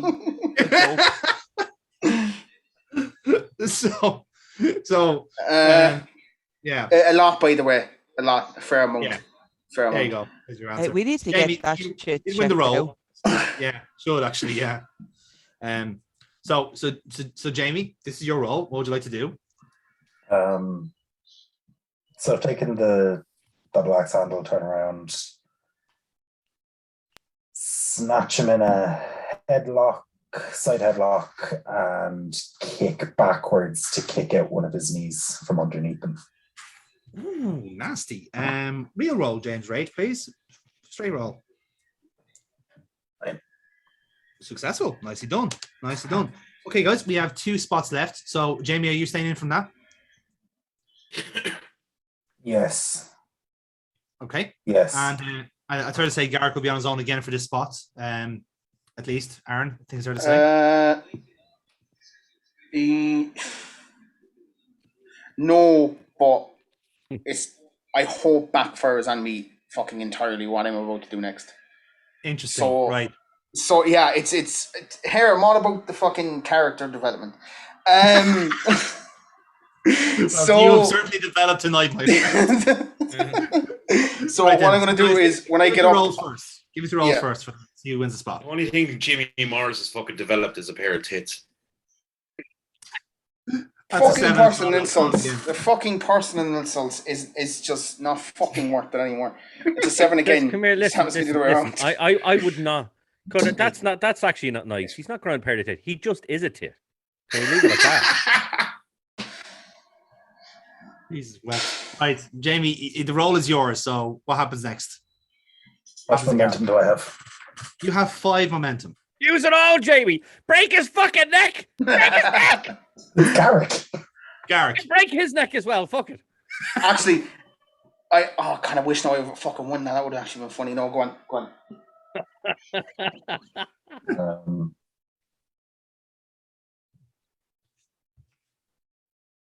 I'm torn. What's your plan? If you want to set up me getting tagged in, so maybe work it in a way that he gets blown into the corner or something, and I tag myself in. I'm about to get me and Connor a tag title shot. So I've kicked. I still have Garrick in the side headlock. I've kicked the leg out from underneath him. I then place him on the middle rope, a la Connor Locke in season 1. Yes. He gets his mouth placed across it. I take off. If it's possible to have Cutter come down and hold him in place. What I'm thinking of is because of the viciousness of this move, would it not make more sense for me to grab the ref? I mean, that'd work too. I was thinking you literally hold his head in place, No, which would. no, because that would be fucking very illegal. So let's Would it? Foxy. making a guy forcibly bite down the rope so that you're about to make him fuck. Yes, it would be. Referee Foxy. It's a 5 count. Still Sure. class is illegal because he's on the ropes and you're forcing him to do it. So it's illegal. So I'll distract. Hold on. You have a we can 5 do count. this. That'll be a long fucking 5 count to set up that. Hold on. Jamie, you could do the spot. Just have me distract the ref. Fair Okay. enough. Yeah. Right. So we're going for the spot anyway, right? So you're gonna go for you're gonna aim for Garrick here. Obviously, this will be an eye line of Rob Midas. So so did you want to spend momentum to make this work, or are you trusting it on a real roll? No, all 5. All 5. Okay. Right. So plus 5 roll.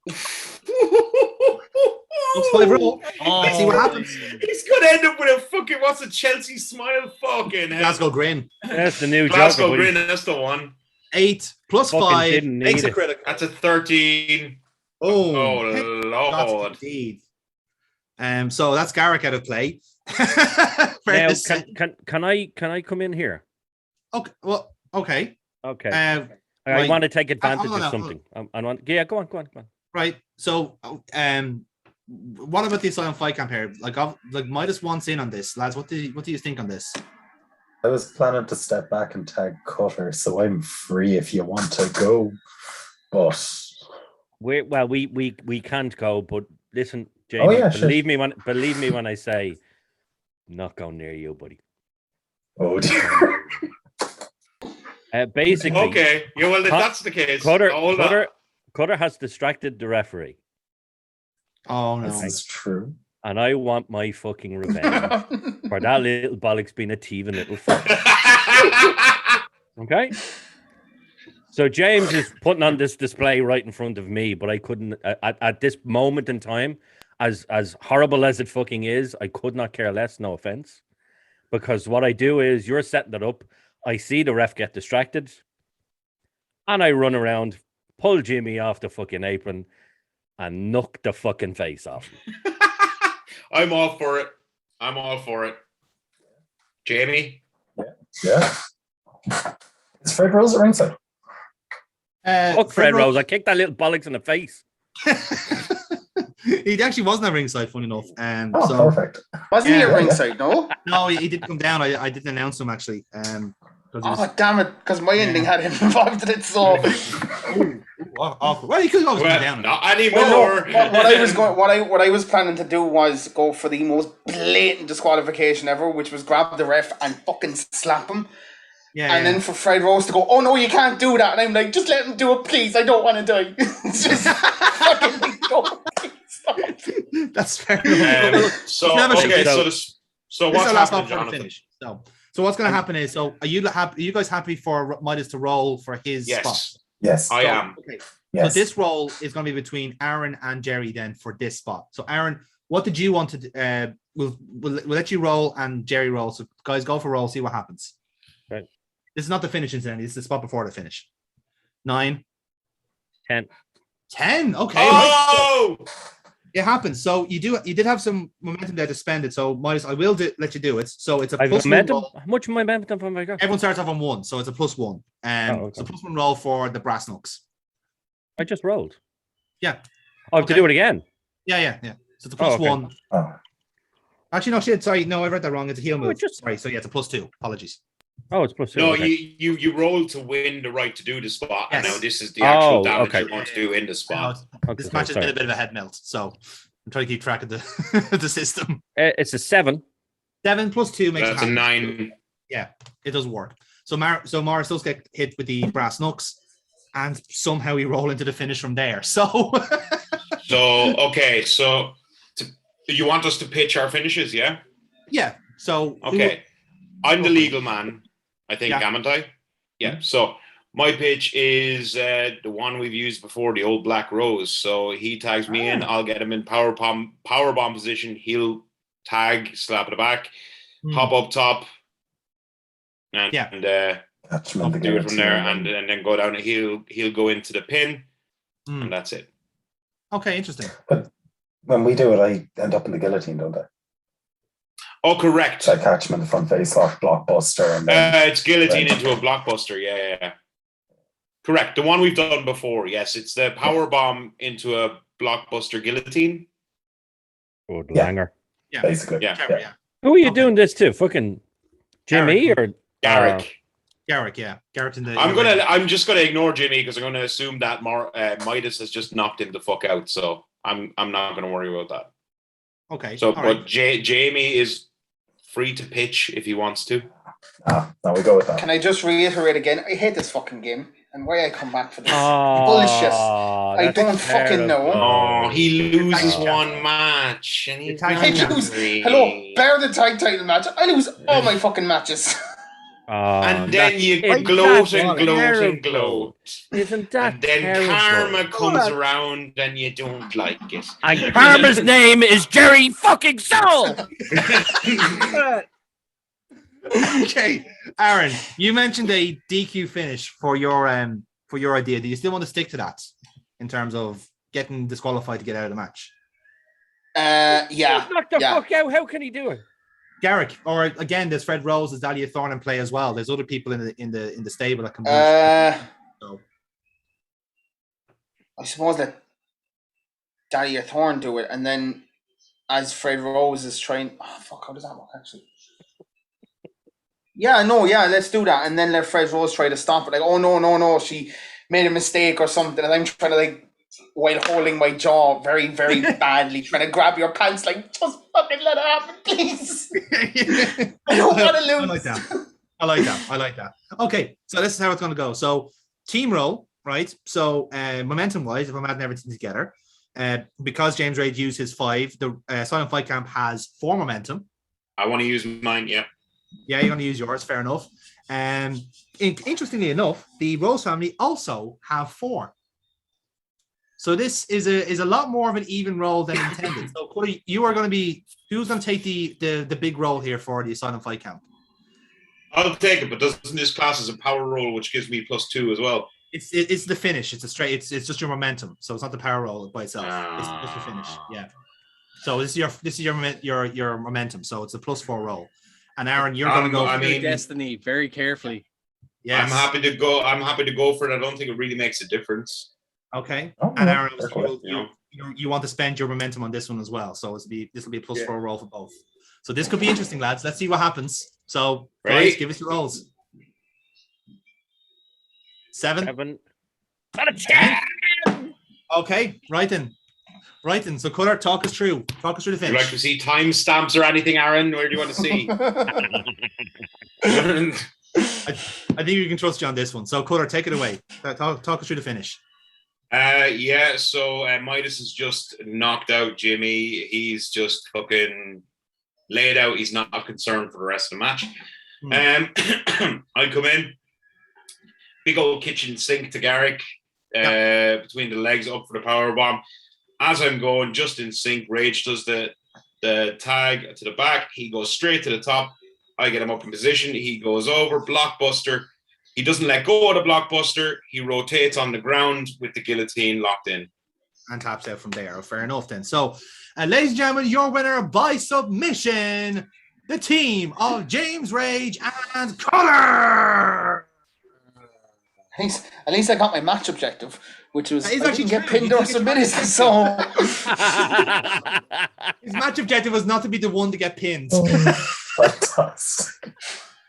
Can I one suggestion for post match? Okay. What was your post match shenanigans?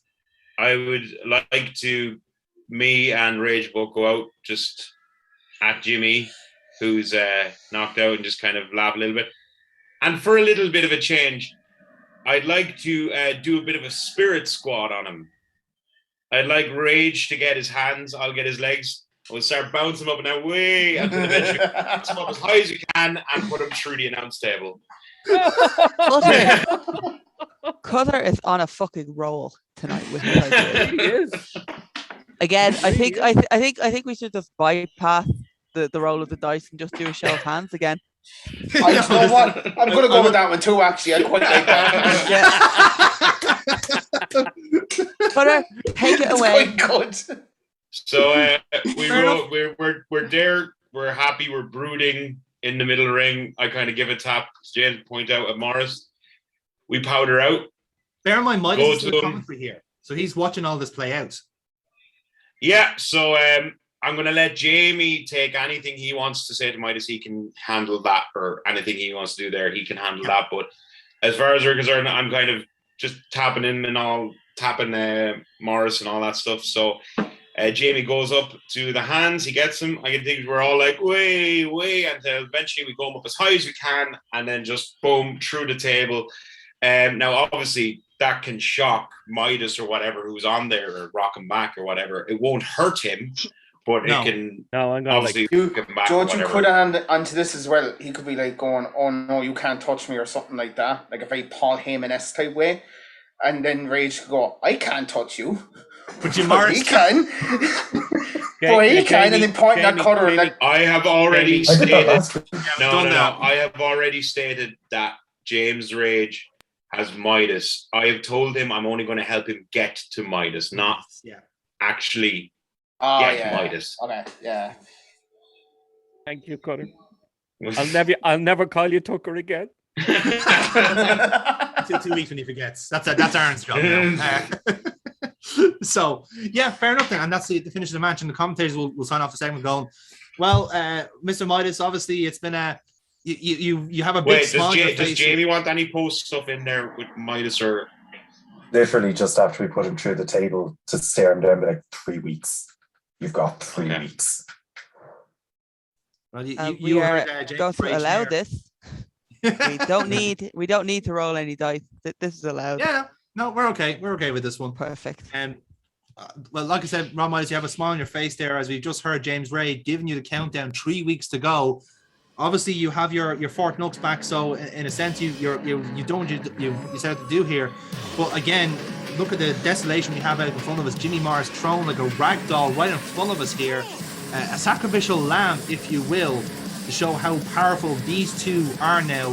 Surely you must feel something about this match coming up in 3 weeks' time. You see, tonight it wasn't about James Rage, and I made that very clear when I came out to this table. And he knows that as well. I didn't even try and fuck with him tonight. And am I worried about this new alliance with him, Cutter? Why would I be? James Rage is nothing but a man of his word. If it's going to be one-on-one in 3 weeks, it's going to be one-on-one in 3 weeks. He's not going to have Cutter helping him. That's not James Rage's style. I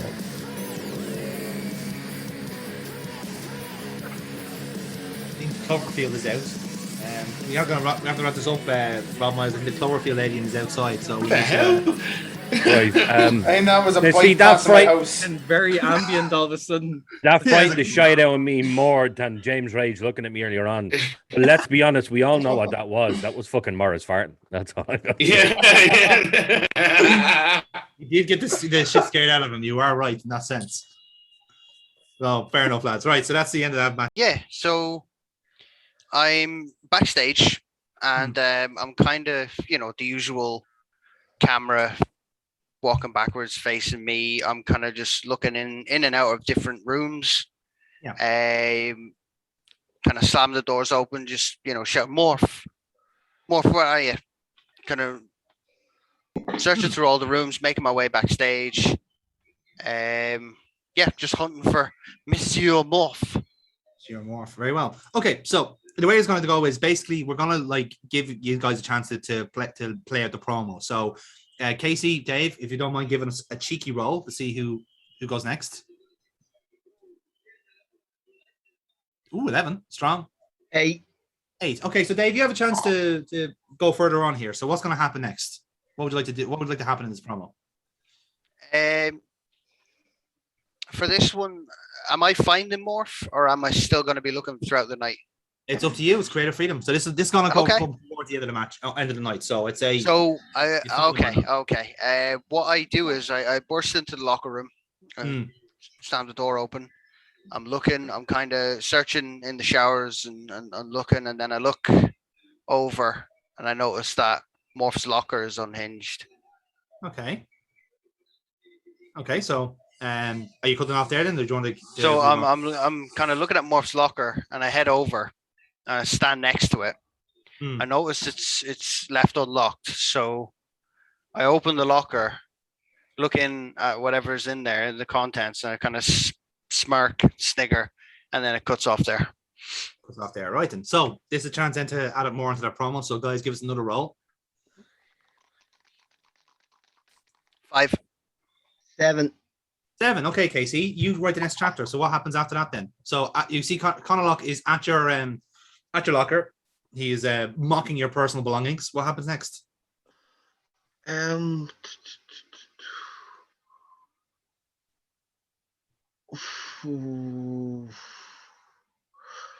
you find anything in the locker, perhaps? Oh, he finds my onesie, the panda onesie, blood-stained. Okay. Very nice. I presume he takes it out for everyone to see. I do. All right, then. Casey, do you want to continue on from there?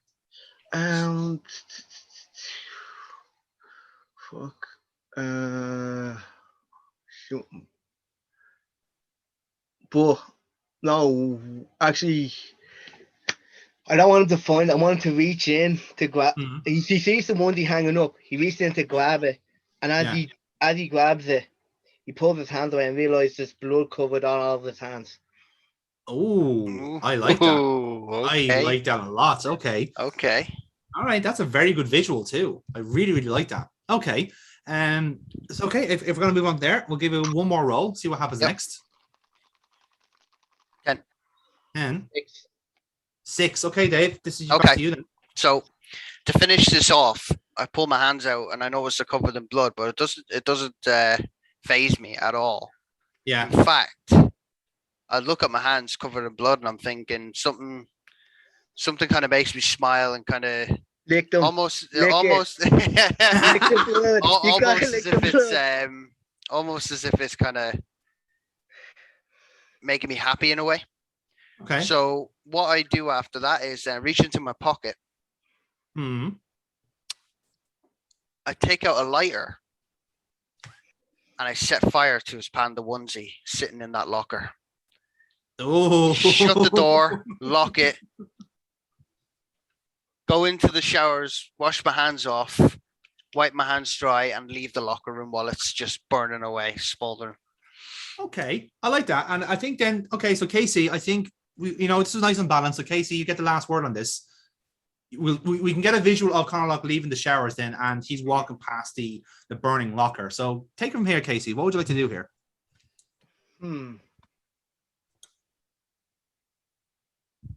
Okay, we'll go there. The locker opens, flames. Silver Fox old Max rolls out on fire. Right, I like that. Okay, interesting there. A little bit of symbology, perhaps. Okay, all right. Have you got anything else there, Casey? Are you happy with that? No, I'm happy with that. All right, interesting. I like that. So, and we'll leave it there. So, and obviously the commentary go, well, as you can see, we're obviously going to take some time to deal with what's happening backstage. Obviously, there's going to be fire alarms ringing quite a lot here. So we're going to cut the commercial. And when we come back, we're going to arrive just in time for our main event, where Casey Colt will apparently take on Alan Morph, whoever it may be in the arena. And he will find out. So, lovely stuff, lads. So Connor, you will get the role on this since Alan wasn't necessarily present. So, Connor, you get a look roll here on this. Let's see if you can get top of the card from it. So I'll give you a straight roll on it. Oh, get an audience out of it. Nicely done. Nicely done, Conor Locke. Lovely stuff there. All right, then. So, happy days, lads. And, ladies and gentlemen, this next contest is scheduled for one fall. One fall. Hey. See, it's nice to join in, Foxy, isn't it? It's fun. It's cool. Everyone loves it. It's best if we didn't hear what he said there. So, ladies and gentlemen, introducing first, weighing in at 227 pounds from Kobe, Japan, he is the Dragon Slayer, Kazero. Well, ladies and gentlemen, if you were watching Future Wrestling last week, you might consider Kazero to be the lucky party here because Unfortunately, the team that was the Emperors is now a man of one, and that is the Dragon Slayer himself. Vladimir Kaiser very much on the injury list, thanks to James Rage proving another point to James Rage. So for Kazero, it is a chance to show his worth back in singles competition, and what better way to do it than against the future world champion herself. Let's see how this match goes. And no pressure, Akira, no pressure, you got this. And his opponent, weighing in at 189 pounds from Dublin, Ireland, she is the reigning future world champion, Violet Storm.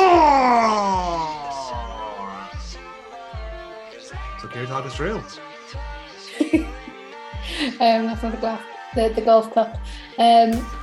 So just come out from the curtain and head down to the ring, and just kind of give Kazero a nod, pretty much. No beef with him, that I remember. No, everything's fine. Everything is tangentially to Rob Midas, not to Casey Colt, so it works. So yeah, there you go. And again, the competition will go. Well, like I said, with Violet Storm, obviously the main event is looming at Dark Side, and this is a non-title match. But you can see there is a level of respect and on the sportsmanship there from the world champion. This should be a fantastic exhibition of why Violet Storm is the top of the card proverbially. So let us see how this goes as she goes up against the Dragon Slayer. And once again, for these NPC matches, I'll roll for Kazero. This will be again a 10-spot match, Violet Storm. So let's roll and see what happens next.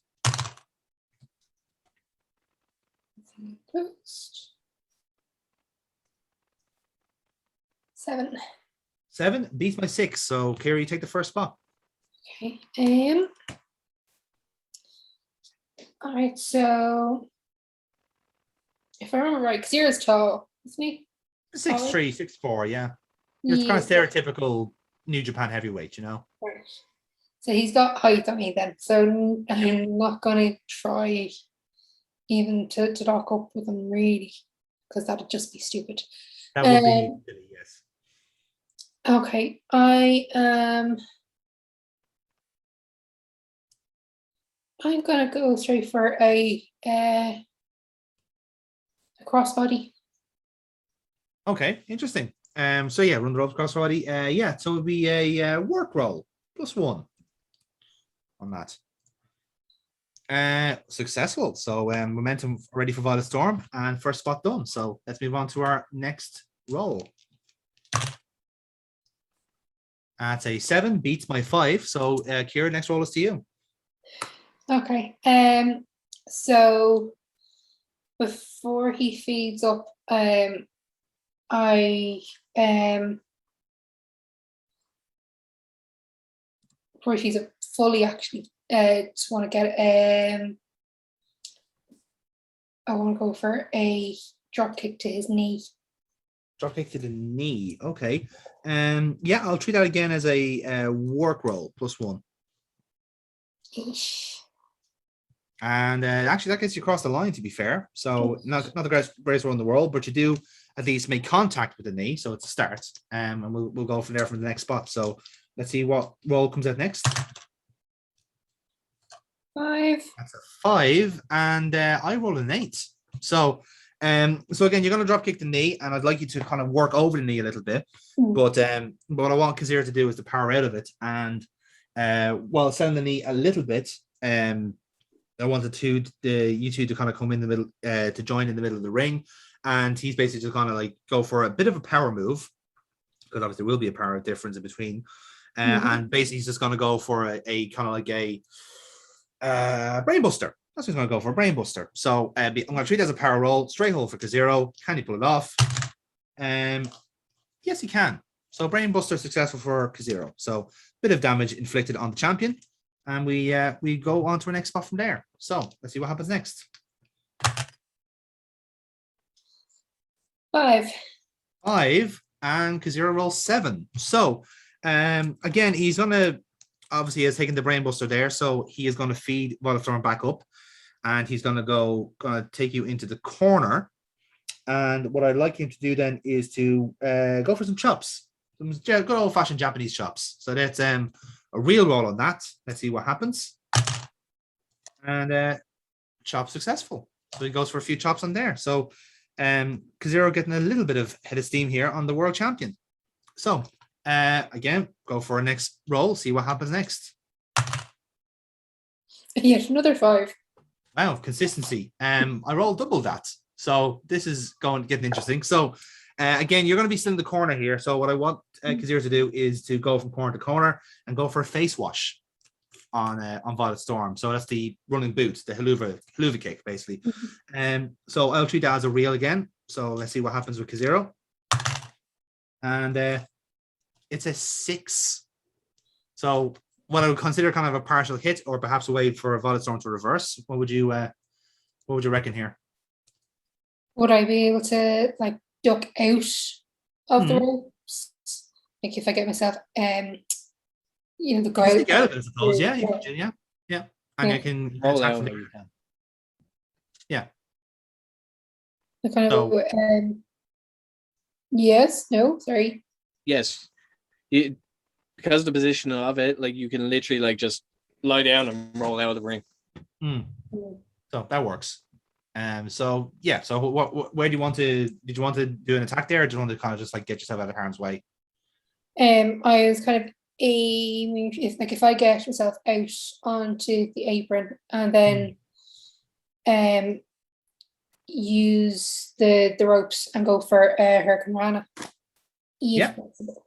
That could work, yeah. So that's a +2 roll because it's a luck roll. Yeah. Yes, that is the correct answer. That is absolutely the correct answer to all of life's problems. Absolutely. So yeah, lovely stuff on that. Lovely stuff. Okay. And yeah, we move on to the next roll, and it's a free audience for a critical roll. Can't say fairer than that. So yeah, we have 4 spots left in this match. This match is going at quite a handsome pace, I have to say. So what's your roll there, Kira? 10. 10, better than my 7. So you take the next spot. Okay. So after the Hurricane Rana, go feed up.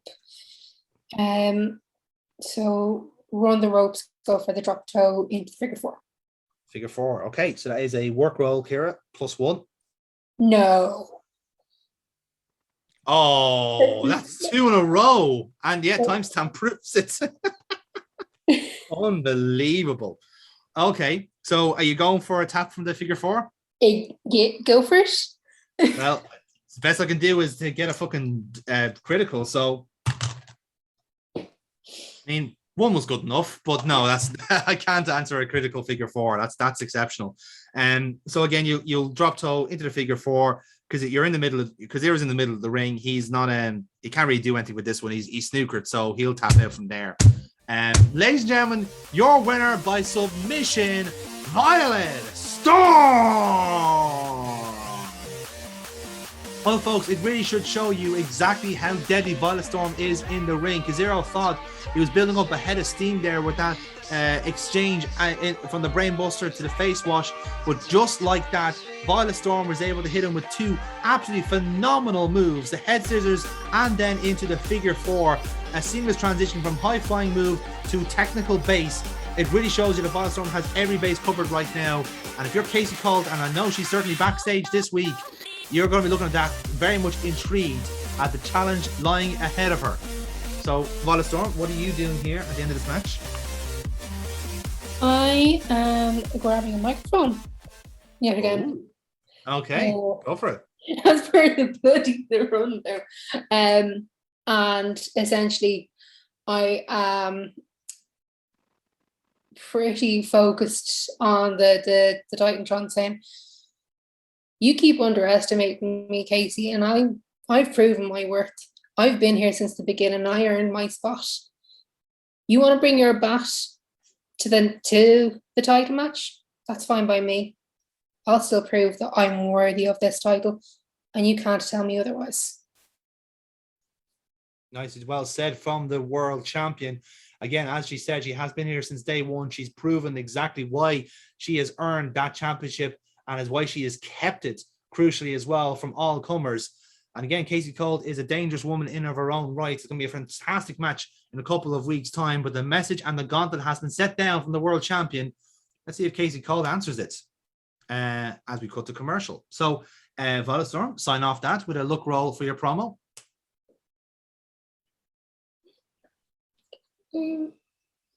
9. 9 with the 11th is not a critical because then I would have called hacks.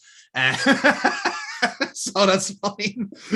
So you end the show on end the night on plenty of momentum at least. So lovely stuff, lads. So we cut the commercial. We move on to our main event. So obviously we've heard we've seen from Violet Storm already tonight, and some very choice words from her as well about her opponent. Supposedly we're going to see Casey Colt back in action tonight here in our main event against Alan Morph, who himself has been the subject of a bit of a hunt from Conor Locke. So it's going to be intriguing to see how this match is going to go. Let's head to ringside now. It's time for our main event. Ladies and gentlemen, this next contest is your main event of the evening, and it's scheduled for one fall. One fall. Casey, you might have to say one fall there. Sorry, one fall. Thank you, Casey. Jesus, it's on the uptake. Like, anyway, introducing to the ring first, weighing in at 237 pounds from the Timon Woods in Dublin, Alan Morph. Tell us, schoolboy.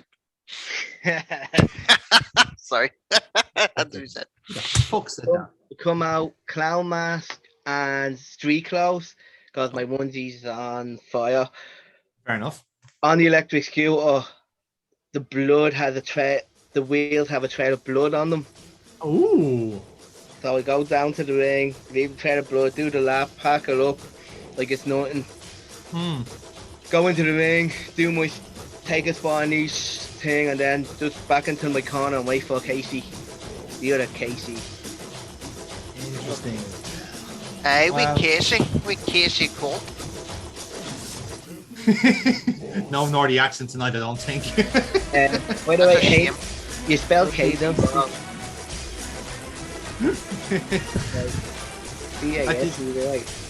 You don't need to tell me how to spell my name, okay, Casey? I know exactly how Casey The nice sweet trivia through this. Oh dear. But so yeah, the commentator's going. Obviously, we're seeing Alan Morph has various sides to him here, but there's quite a lot of gore on the way down to the ring here. I'm assuming that's red paint, but going by what we've seen today, it is. But nevertheless, we are moments away from our first match from Casey Colt back from injury, and the music then plays in from there. And his opponent, weighing in at 190 pounds from Tombstone, you would say Casey Colt. Tombstone? Tombstone. Yeah. Sorry. Where? Yeah, where am I actually? Couldn't find it on Google Maps there. Tombstone, USA. Tombstone, is that Yes. it? Okay. Yes. So Um, Casey Colt, you are out on the entrance. You are back in Future Wrestling. Yeah, I'm very uninterested in being here. Ooh, okay. Just in general, just like she's just very kind of. It kind of in a sense is that she feels like that she's back too soon. You're dejected. Oh, what's making you feel that way, Amy? I don't know. You know what? I don't know what it is that's making her feel that maybe she wasn't ready to come back. Yeah, but she's on her way to the ring. She's very disillusioned by everything. She has a scowl on her face, and she doesn't care. She's walking through the blood trail that Casey oh my god, I've turned into Aaron. Happy Halloween, folks. So she's walking in the trail, so her boots are literally bringing like the blood footprints as well into the ring. Oh, that's disgusting behavior. So realistically, Local Bray heard that. Oh my lord. So as I would imagine, as Alan Morph was getting off it, surely he would have stepped in blood as well. No, I think you would have parked up by the step and walked in. So okay, Grant. All right, perfect. So okay, so it is just her bloody footprints then that she's trailing that blood into. I like that. I do like that as a visual, in fairness, because it is like the height of disrespect. It's like, well, like I said, I think we've all seen how Casey Colt feels about her time here in Future Wrestling, and this is not really saying again. I want to kind of remind everyone that she is the #1 contender for the Future World Championship, and will face Lana Storm in our main event at Dark Side. But like I said, for Casey Colt, this is her first match back since that brutal and violent Asylum Fight Pit match. Let's see how she is. Is she in ring shape for this match? Can Adam Morph get a win once again here in Future Wrestling? So this is intriguing. So this is our main event. So I'm giving you guys 11 spots altogether. So guys, give us your rolls. Let's start us off. 8. Good roll. Not a bad roll for KC. Sorry. I have IMDb open. That is not a dice roll. 9. That's a 9. Okay, Casey, you start off the match. So on this one, what I want. Actually, I better change my name just in case. On this one, what do I want to do? Oh my god, I actually haven't had a match in so fucking long. Would you like a reminder of your stats, maybe? Yeah, for love of God, yeah. Okay, so you've got +1s on look and reel and -1s on power and work. Okay, then in this case here, I'm just gonna go straight for it and punch right to the face. Ooh, shoot Full punch. force. Okay. Punch to the face. Yeah, real roll then, +1. Oh my God, Kira. Why would you say? Want to share with the class? Please, can you please leave your horniness for the end, please? I can't say that with the class. I actually can't. Jesus Christ, kids, honestly. Oh my God. I'm cropping that. Do you know what?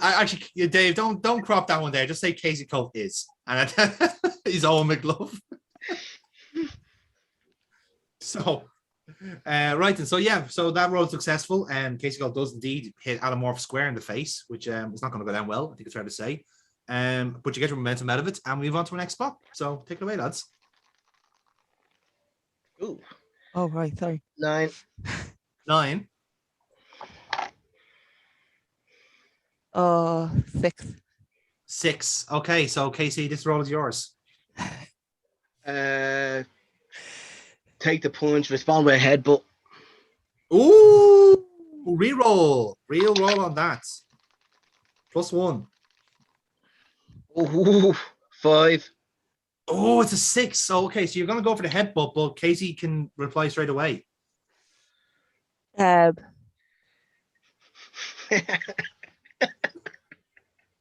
he Gone for the headbutt.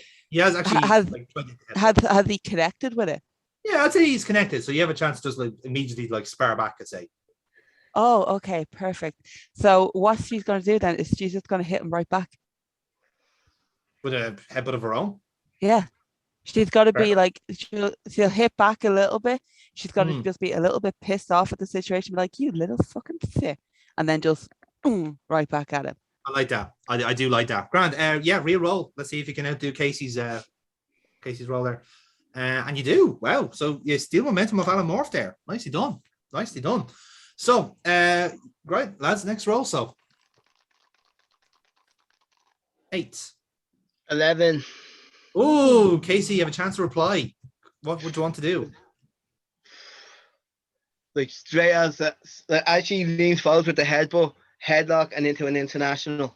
That finishes with a, the monkey toss that normally finishes with, but the monkey toss into the neck breaker. Interesting. I like it. Okay, it's a work roll to do that, Casey. +1. Very nice. He's nice. Okay, so hold on. Is that a 7? Is it? I can't tell. That's a 1. I can see a 1. 1 and a 5. 5. Okay, that actually gets you out of dodge because the +1 makes it successful. So yeah, that works. That works for you, and you get some momentum out of it. So next spot, lads. After that, at neck breaker. This image is not already saved. Oh, yes, it is. 6. 6. 9. Okay, Casey, you have a chance to reply after being hit with an international and a neck breaker. What? So we are on. I'm on my back. Yeah. Is Alan Morph heel?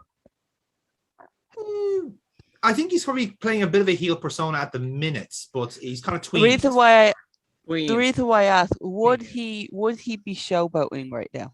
Would he have showboated after hitting the neck No, breaker? he respects too much. I don't think he would show. And he does kind of need to win, so I don't think he would show Yeah. at this point. Okay. Like in this sense, like you would be the more obvious heel, so he would actually be like acting wrestling babyface, if that makes sense.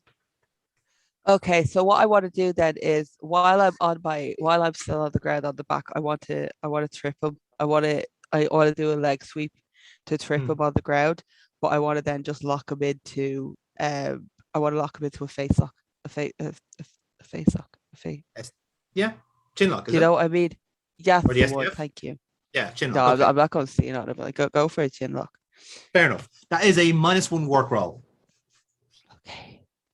And successful. So chin lock successful in that. So lovely stuff, lads. Give us your next roll. It's well poised so far, lads, I have to say. 9 for Casey Colt. 9. 9 as well. Roll again, lads. Oh, thank you. Ooh, 11. 4. Oh, look. Okay, Casey, it's yours. Okay, so what I'm going to do then is I'm going to go for I want to roll us into the middle and then go for a bridge. So I want to keep the hold on it, but like actually kind of get him into a submission. Okay, interesting. So yeah, I will I'll treat that as the same roll as a -1. And that works. So yeah, this is actually this will be a submission then. So it's a 7, Casey. So so you should be able to get out of this, no problem. That's not fucking snake. It's snake eyes. Oh, you're fucking joking me. You literally just said unless it's a snake eyes. I literally just said that. I had literally just said that. I look like I have buck teeth. It's the Kratos look. No, it's not. Kratos looks like Jensen Ackles in my mind. Amy, everyone you fancy looks like Jason Ackles in your mind. Who the fuck is Jason Ackles? His name is Jensen. Sorry, Jensen Ackles. Apologies. Jason's is his. All right, really Aaron. cousin. Aaron, you can fucking leave. Fuck off on you. Anyway, there you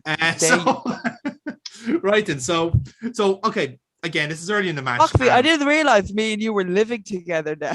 How long has that been happening? Anyway, right. So look, fair to say, Alan Morph is not getting out of this chin lock anytime soon. So fair to say, Casey, you have him kind of good here. Now, again, we're not going to go for a tap out from here. It's a bit early on in the match, so go for next spot. And we'll go from there and see what happens. So okay, so what I'm going to do then is I feel like because I've bridged it, I feel like I've done significant enough because even he had a snake eyes, significant damage, like wear to the back. Yeah. So what I'm going to do is I'm going to go up top. And I'm going to go onto the top rope and I'm going to kind of like test the ankle a little bit, like kind of show that I'm a little bit hesitant on doing it. But then I'm just going to go for the fucking, I'm going to go for the frog splash. Frog splash? Oh, interesting. Yeah, +1. It's a look roll. And very nice roll indeed. So frog splash successful. And we move on to our next spot from there. So nicely done by Casey Colt. So Casey, give us your next roll.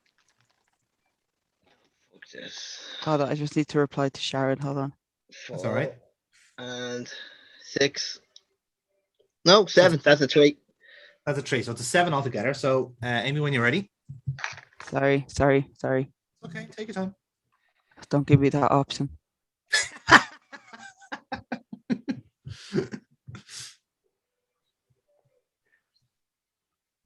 That's an 8. So you do beat Casey's roll by 1. So what do you want to do after the frog splash?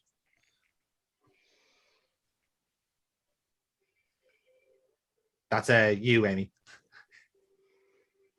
Sorry, I was just responded there. You ever feel like everyone's just distracted tonight? I get the feeling just everyone's distracted, generally speaking. Get the frogs back. So what I want to do then on this case is I want to drag him to the corner. Yeah. But I'm gonna get out of the ring. Okay. And I'm actually gonna do something that I think Charlotte Flair did it. I gotta get him in a leg lock between the ring post. So I have a 5 count. I'm pretty sure to do this. Oh yeah. You want to kind of get him on the ring roll. Yeah. Exactly. Yes. Yeah. Okay, grand. Yeah, I will treat that as a real roll. Lock him in there. Yeah, sounds good. So it's nearly critical and all. Nearly critical. Nearly critical, but nicely done. It's a +1 either way. So momentum is yours, Casey. Next spot, lads. So go again. Let's see what happens. 9. 5. 5. And 7. 7. Yeah, and your roll was 10, wasn't it, Amy? Or 9, sorry? 9. 9, yeah. Okay, so it is your roll again. So carry on.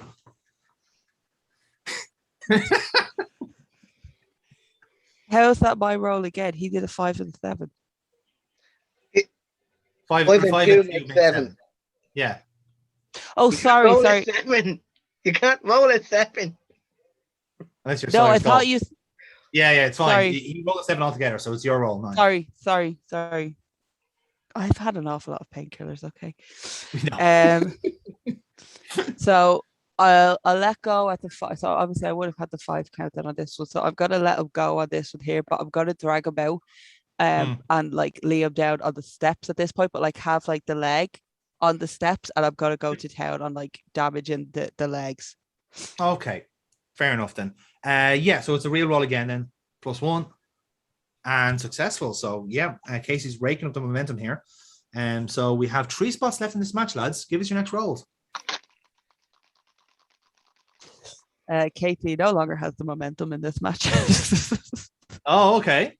Well, yeah. So Alan Morph, you have a chance to reply here. Your legs have been attacked between the ring post and the steps. So what do you want to do to reply? Oh, I wanted to go for that leg lock again, but as she does, I want to start kicking at her ankle.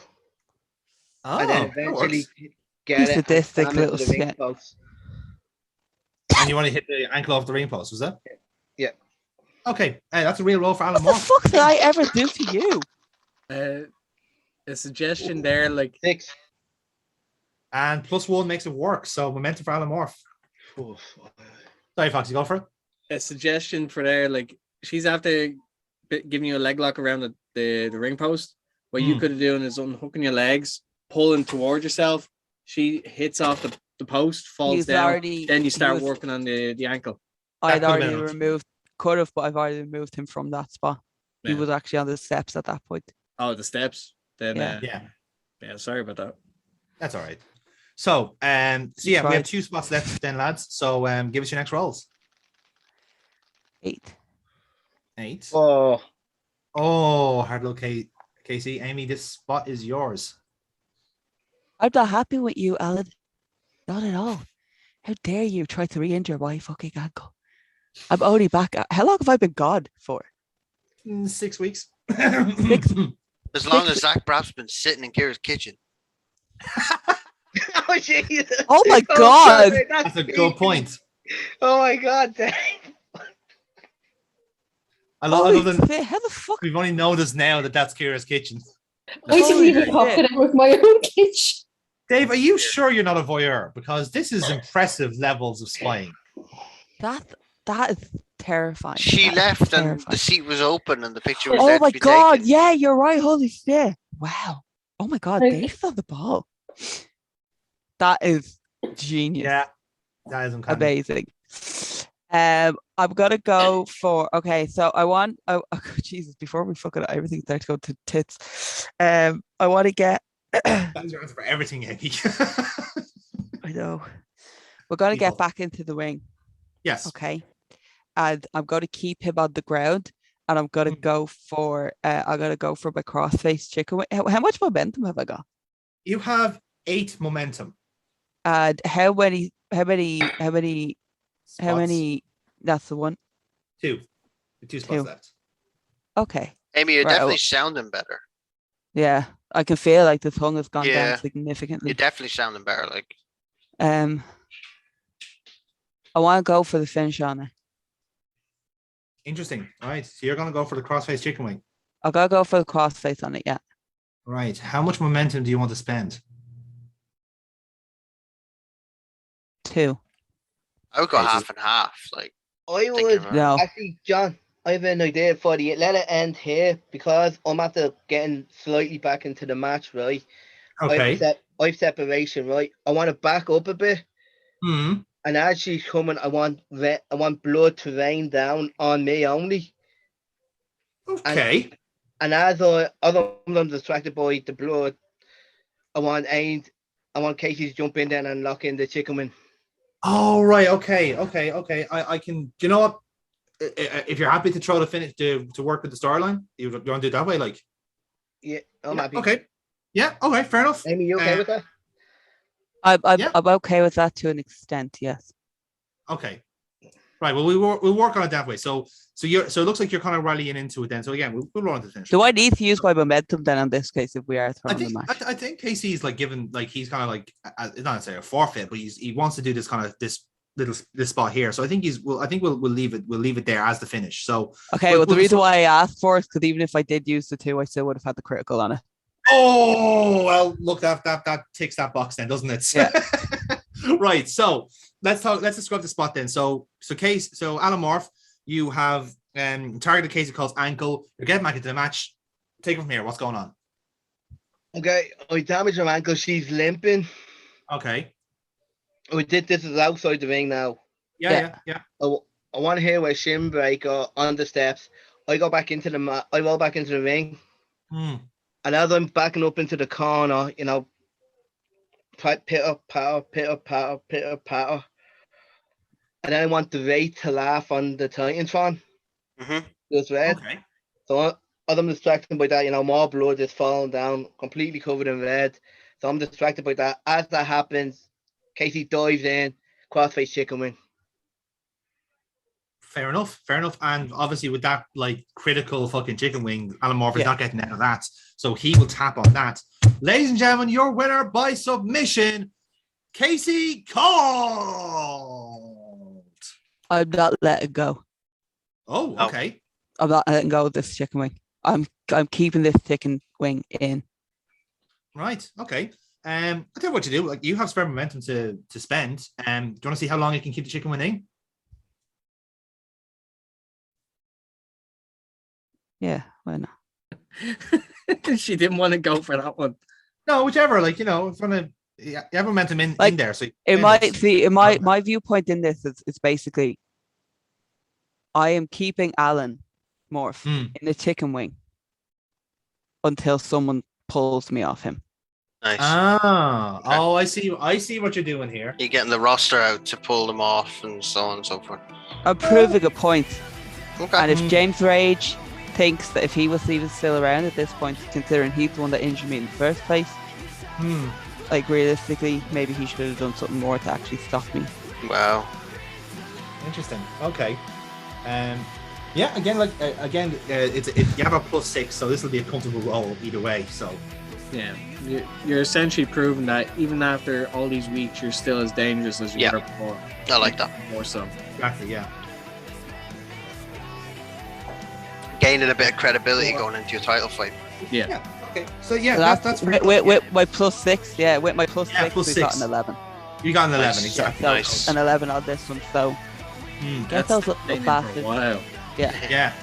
So again, the commentators will go, well, look, again, it's not really a surprise, but Casey Colt is trying to show how dangerous she has been all this time, and Alan Morph again just proving the point in a sense. But whatever happened with interference, with this kind of weird, like again, this red liquid, we can only assume is blood raining down from the ring. A very strange situation here. We heard the laughter, but Casey Colt has not let go of this crossface chicken wing this entire time, and so Like something. go for it, yeah,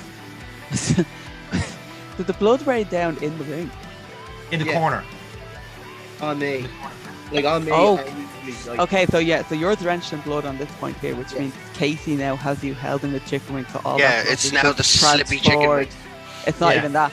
she's like wrapped at the waist, arms locked in, very Bob Backlund at this point. So she's retching back, which means all that blood is just transferring onto her. Yeah. Oh, that is a great image. I have this visual now in my head of what this looks like, and I'm actually very, very happy with it. You want to talk us through it then? She's literally like just scream, like she is screaming at this point, just like yelling out like, keep tapping, keep tapping, which I would imagine he would be doing. Yeah. So it's like, and then at this point here, it's just all the blood is just now just like kind of literally between both of them at this point. Yeah.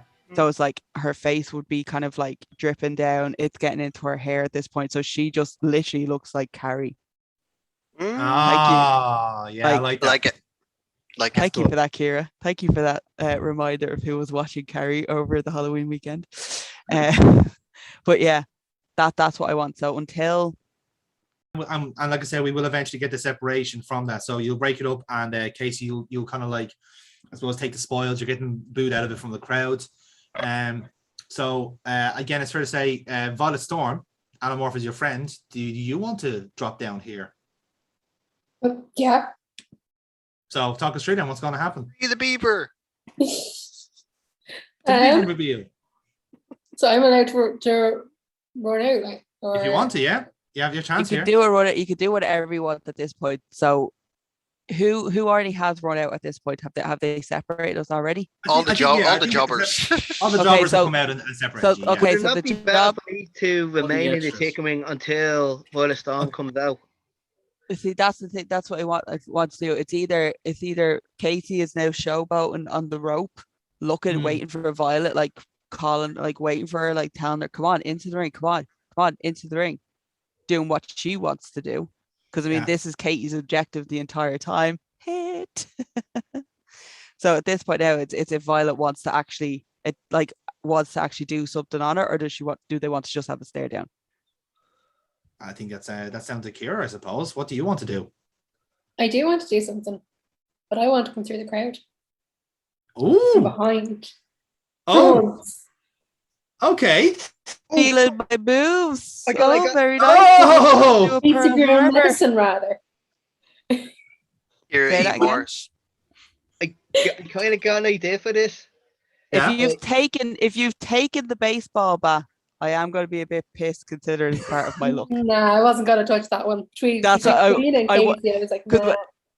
Because when you were texting me about it, oh my sweet Jesus, hello, sir. When you were texting me about it, I was like, should I tell her that's part of my look, or will I wait and see if she tries to take it? I like, it was part of your look, seeing as it's at least two of your characters, have used a bat. That's true. Like I do. You're very partial to a bat. Yeah, you have a terrible habit with bats. Casey, what did you want to say there? I was saying, because I'm just saying, because like rain and blood, I'm in the Crossface chicken wing. Casey's screaming, blood. Yeah. When it was going through the crowd, why not have the camera kind of on like me from like the far side of the ring, and have Violet Storm kind of appear up above. Oh yeah. Casey. Yeah. Like a sting angle. Oh, that's good. To be fair, yeah. It's very interesting that you mentioned a sting angle there, Dave. Jonathan, take note of what Dave has just pointed out there, and look back over my messages from a few nights ago. Maybe I will. Thank you. Maybe I will. We'll see. So just say it. I'm That's not fair. the only one who thought it. I know. I'm well aware. So either way, then. So Kira, you can go for Pearl Harbor here. You have your chance. Go for it. Talk us through it. If they're still in the Crossface chicken wing, I just want to do the angle that Casey is talking about, the appearing from behind, and just go for a stomp and then just pretty much brawl out to the back kind of thing. Yeah, I could go back into the chicken wing if you want to do it that way, or because we're already disconnected. Definitely. Our service provider can't be contacted, so we wouldn't actually still be on that one at this one. So I would imagine the way I am is if you're coming through the crowd, I would imagine you're doing it from the commentator desk. Yeah, that works. Coming from behind the commentator, so I'm looking at the ramp, waiting for you. Like I'm screaming at you, like to come out from that the was ramp. what I was thinking originally, kind of thing, and just that works. essentially That works. like pulling you down from like the turnbuckle or wherever. Nice. Yeah, so I just go for a straight on. What I think would work a lot better is Casey doesn't catch it in time. So she hasn't copped it. She's not paid attention to the Titantron where she should be, because the camera would be facing her. Yeah. She doesn't see you in the last second. Which means she should see, if she was paying attention to what was actually going on at the Titantron, she would have seen Violet Storm coming from behind. So if what you would do is basically clothesline her from behind, throwing her over the rope that she's leading on, sending her down back into the tracks of the blood in a sense, going over and then starting the brawl that way. But because I'm drenched in the blood as well, it is difficult to get the grips. So that's how we end up brawling. That's how we would end up brawling to the back. So it's both of us are getting an upper hand. Or would it visually not be better for a stare down instead? Because if you're dripping with blood and I'm not. Well then in that case then you wouldn't be hitting her then, because either way, if you want to stay clean, you won't get hit in. So how you do it is basically so Violet slides into the ring, waits, teases as if like she is going to do something. Casey turns around and then starts they have the stare down. That starts that would work. stare down. Yeah. And it's just, that's the visual shot. You covered in blood, her just clean and just ready to go. My favorite thing about this is her thing that means Alan Morph is just lying in a puddle. Alan Morph is right below you. He is in a puddle just between the two of us. That is literally the trench that is the no man's land that neither of us decide to cross. That is good. I like that. Yeah, I think we got it, lads. We workshopped it. I like it. And the comments will go home. It only took us 8 days. That's all. So thanks, Casey. And the comments go, well, ladies and gentlemen, as I said, I don't think it's any more defining than that. Violet Storm would have had the opportunity, but perhaps it was more of a message just to Casey Colt to watch her back, because this is a new and evolved Violet Storm than to the one that Casey Colt thinks she's undermining here. This is someone who has been world champion, has carried a world championship with pride over the last couple of weeks, and she has grown leaps and bounds. Casey Colt, obviously, I'm back to winning ways here on Future Wrestling. This is going to be a fascinating match. Look at the visual there. Casey Colt drenching that blood, Alan Moore beside them, and Violet Storm showing exactly the champion instinct she has. Folks, we're out of time here on Future Wrestling. I'm sure we're going to hear more about this next week. We're only 3 weeks away from Dark Side. We'll see you next time on the VCR Network for more Future Wrestling action.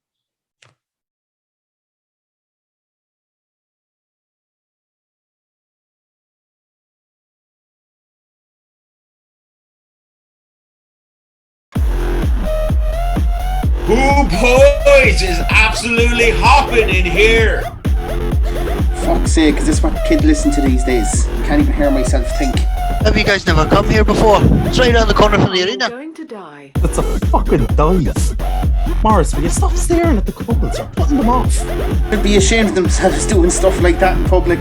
Now, which decade you brought up in, Jim? What do you mean, which century? Jim still thinks women shouldn't be given the vote. Fuck off, you starting straight again. We should get Decker out to this place one night. This is the sort of music he likes, yeah? No. Trust me, this is the exact opposite of Decker's You scene. blocked me on Facebook. Here, lads, there's a spare table over there. Out in the snug area. Snug? It's a lounge, you fucking farmer. Come on, kids, let's get that table, or else we'll have to intimidate some students to get a seat in here. You do that anyway. I've got some white card here, and Jimmy, you can walk around like a disgusting priest.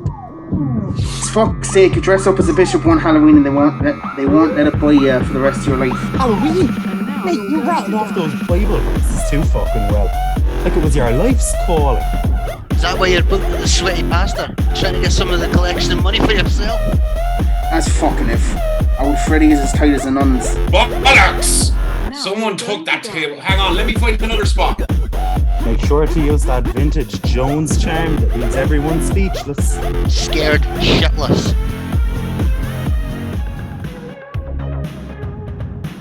Hello there.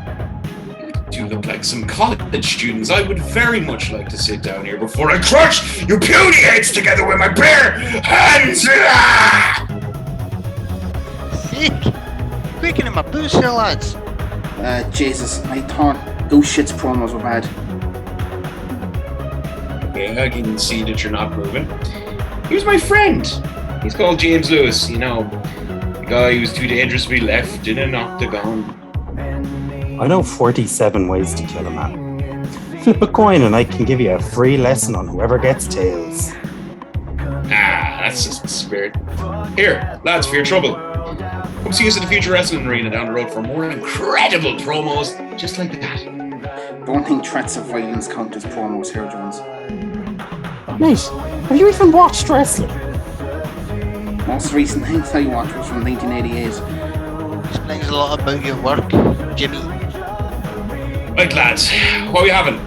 Shots, whiskeys, beers? I was thinking maybe a Fanta for myself.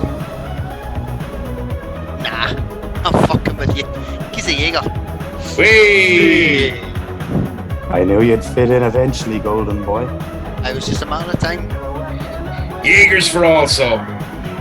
Here, lads, I know we're all fucked from our night's wrestling, but does that look like Cyrus at the bar there? Oh, which one? The one with the spiky blonde hair and 5 foot wide shoulders, you mouth breather. Yeah, but I'm not imagining things though, right? I mean, that's definitely him, yeah? Certainly looks like him. This being the fella that was meant to be injured, yeah? Well, he looks fine to me. Fucking quick healer, apparently. What do we say? I mean, should we go up to him, bring him over here, catch up on old times, you know? You go tell him I nicked his move again. He'll love that. Love clocking your jaw more, like. Right, come on. We've enough gossiping. Let's get protein bars next round, alright?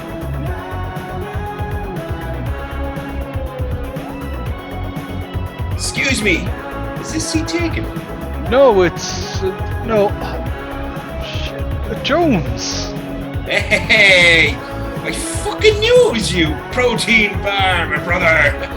Where the hell have you been, huh? Worried sick about you, so we are. Is that right? That's yeah. Sorry, I had to take time off, man. Yeah, I heard. Some sort of surgery, right? Yeah, I had a torn bicep. I blew it out doing weights. As fucking if you do weights. You just eat shit and it turns to muscle. Fucking hell, rage! Man, I didn't see you there. You guys all here? I managed to sneak in without any ID. Mate, you're so old, your ID is written in stone. Don't you have a wall to punch or something? Yeah, mate. Can I get 5 Jaeger bombs and stick iron brew in them? Iron Brew, you're reinforcing national stereotypes again, Golden Boy. Trust me. Mate, you won't know what hit you after this one. So, Cyrus, where you been hiding, man? I called you a couple of times and you haven't answered. Yeah, sorry. My phone, I fucking bricked it. I had to get a new one, lost a load of numbers. And you didn't give us the number. Dare I say, I feel a little bit unloved from Captain Squats over here. He's too big for us, Jamie. He's a mid-carder now. Can't be hanging around with us jobbers forever. The fuck do you mean too big? Whoa! Chill out, Simon, yeah? It was just a joke. Right, Jim? Obviously, I'm far more than a jobber. Look, lads, I have to go. Hang on, we've only just got here. And the new kid's buying you a shot. Who's the form, lad? Connor Locke. That's nice. Look, I'll meet up another time, okay? Okay, that was fucking weird. And he left half his double behind. He doesn't leave drink at the bar like that. Nor does he get thick put me over a fucking joke like that. Yeah. Yeah, no scars either from the surgery. I somehow get the feeling there was no surgery. Maybe he's taking Dicker's money. What was that, newbie? Oh, nothing, mate. Just checking the prices. Right. You think we should follow him out? Nah, leave him. He's obviously not interested in the catch-up. Fuck's sake, Cyrus. Come on, pick up for fuck's sake. Hello? Who is this? Midas, it's Cyrus. I need to talk. Excuse me a moment. Simon, I'm in the middle of a rather lovely meal. This better be important. Yeah, it is fucking important. I think I've been caught. A few of the lads saw me having a drink. Lads? As in members of the roster? No, the fairies that you see when you're drunk. Yes, from the roster. Jones, Lewis, Morris. Some of the guys I used to pal around with. And what happened? I was minding my own business. Just sitting down having a drink, and they came up to me, started joking, talking to me. I kept dodging their questions, but Morris said something that got under my skin. I fucking I had to storm out. Where exactly did this happen? The Snake Pit. It's a club. The nightclub 2 blocks from the arena where they taped the shows? Fuck's sake, Simon, they were bound to see you. What were you thinking? Oh, I'm sorry. I wasn't aware I had to get your permission before I go socialising wherever I feel like it. And besides, those guys don't do clubs. How the fuck was I supposed to know they'd show up there? Hey, now you listen to me, Golding. You were given simple instructions to keep your head down, and drowning your sorrows in a dive a stone's throw from where you got fired is not keeping your head down. If I knew any better, I'd say you wanted them to see you there. Kick up a fuss, maybe.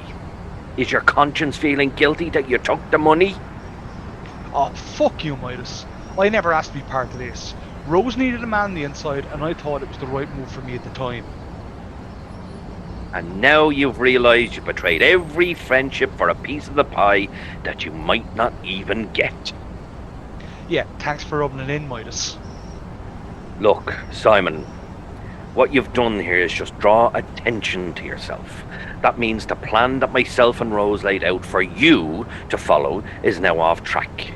Your stupidity and naivety aside, it can be salvaged. But unfortunately, my main course is sitting on my table, and I would very much like to enjoy it. I will call Frank and we'll work out a deal. For fuck's sake, let me guess. I just have to sit tight and wait.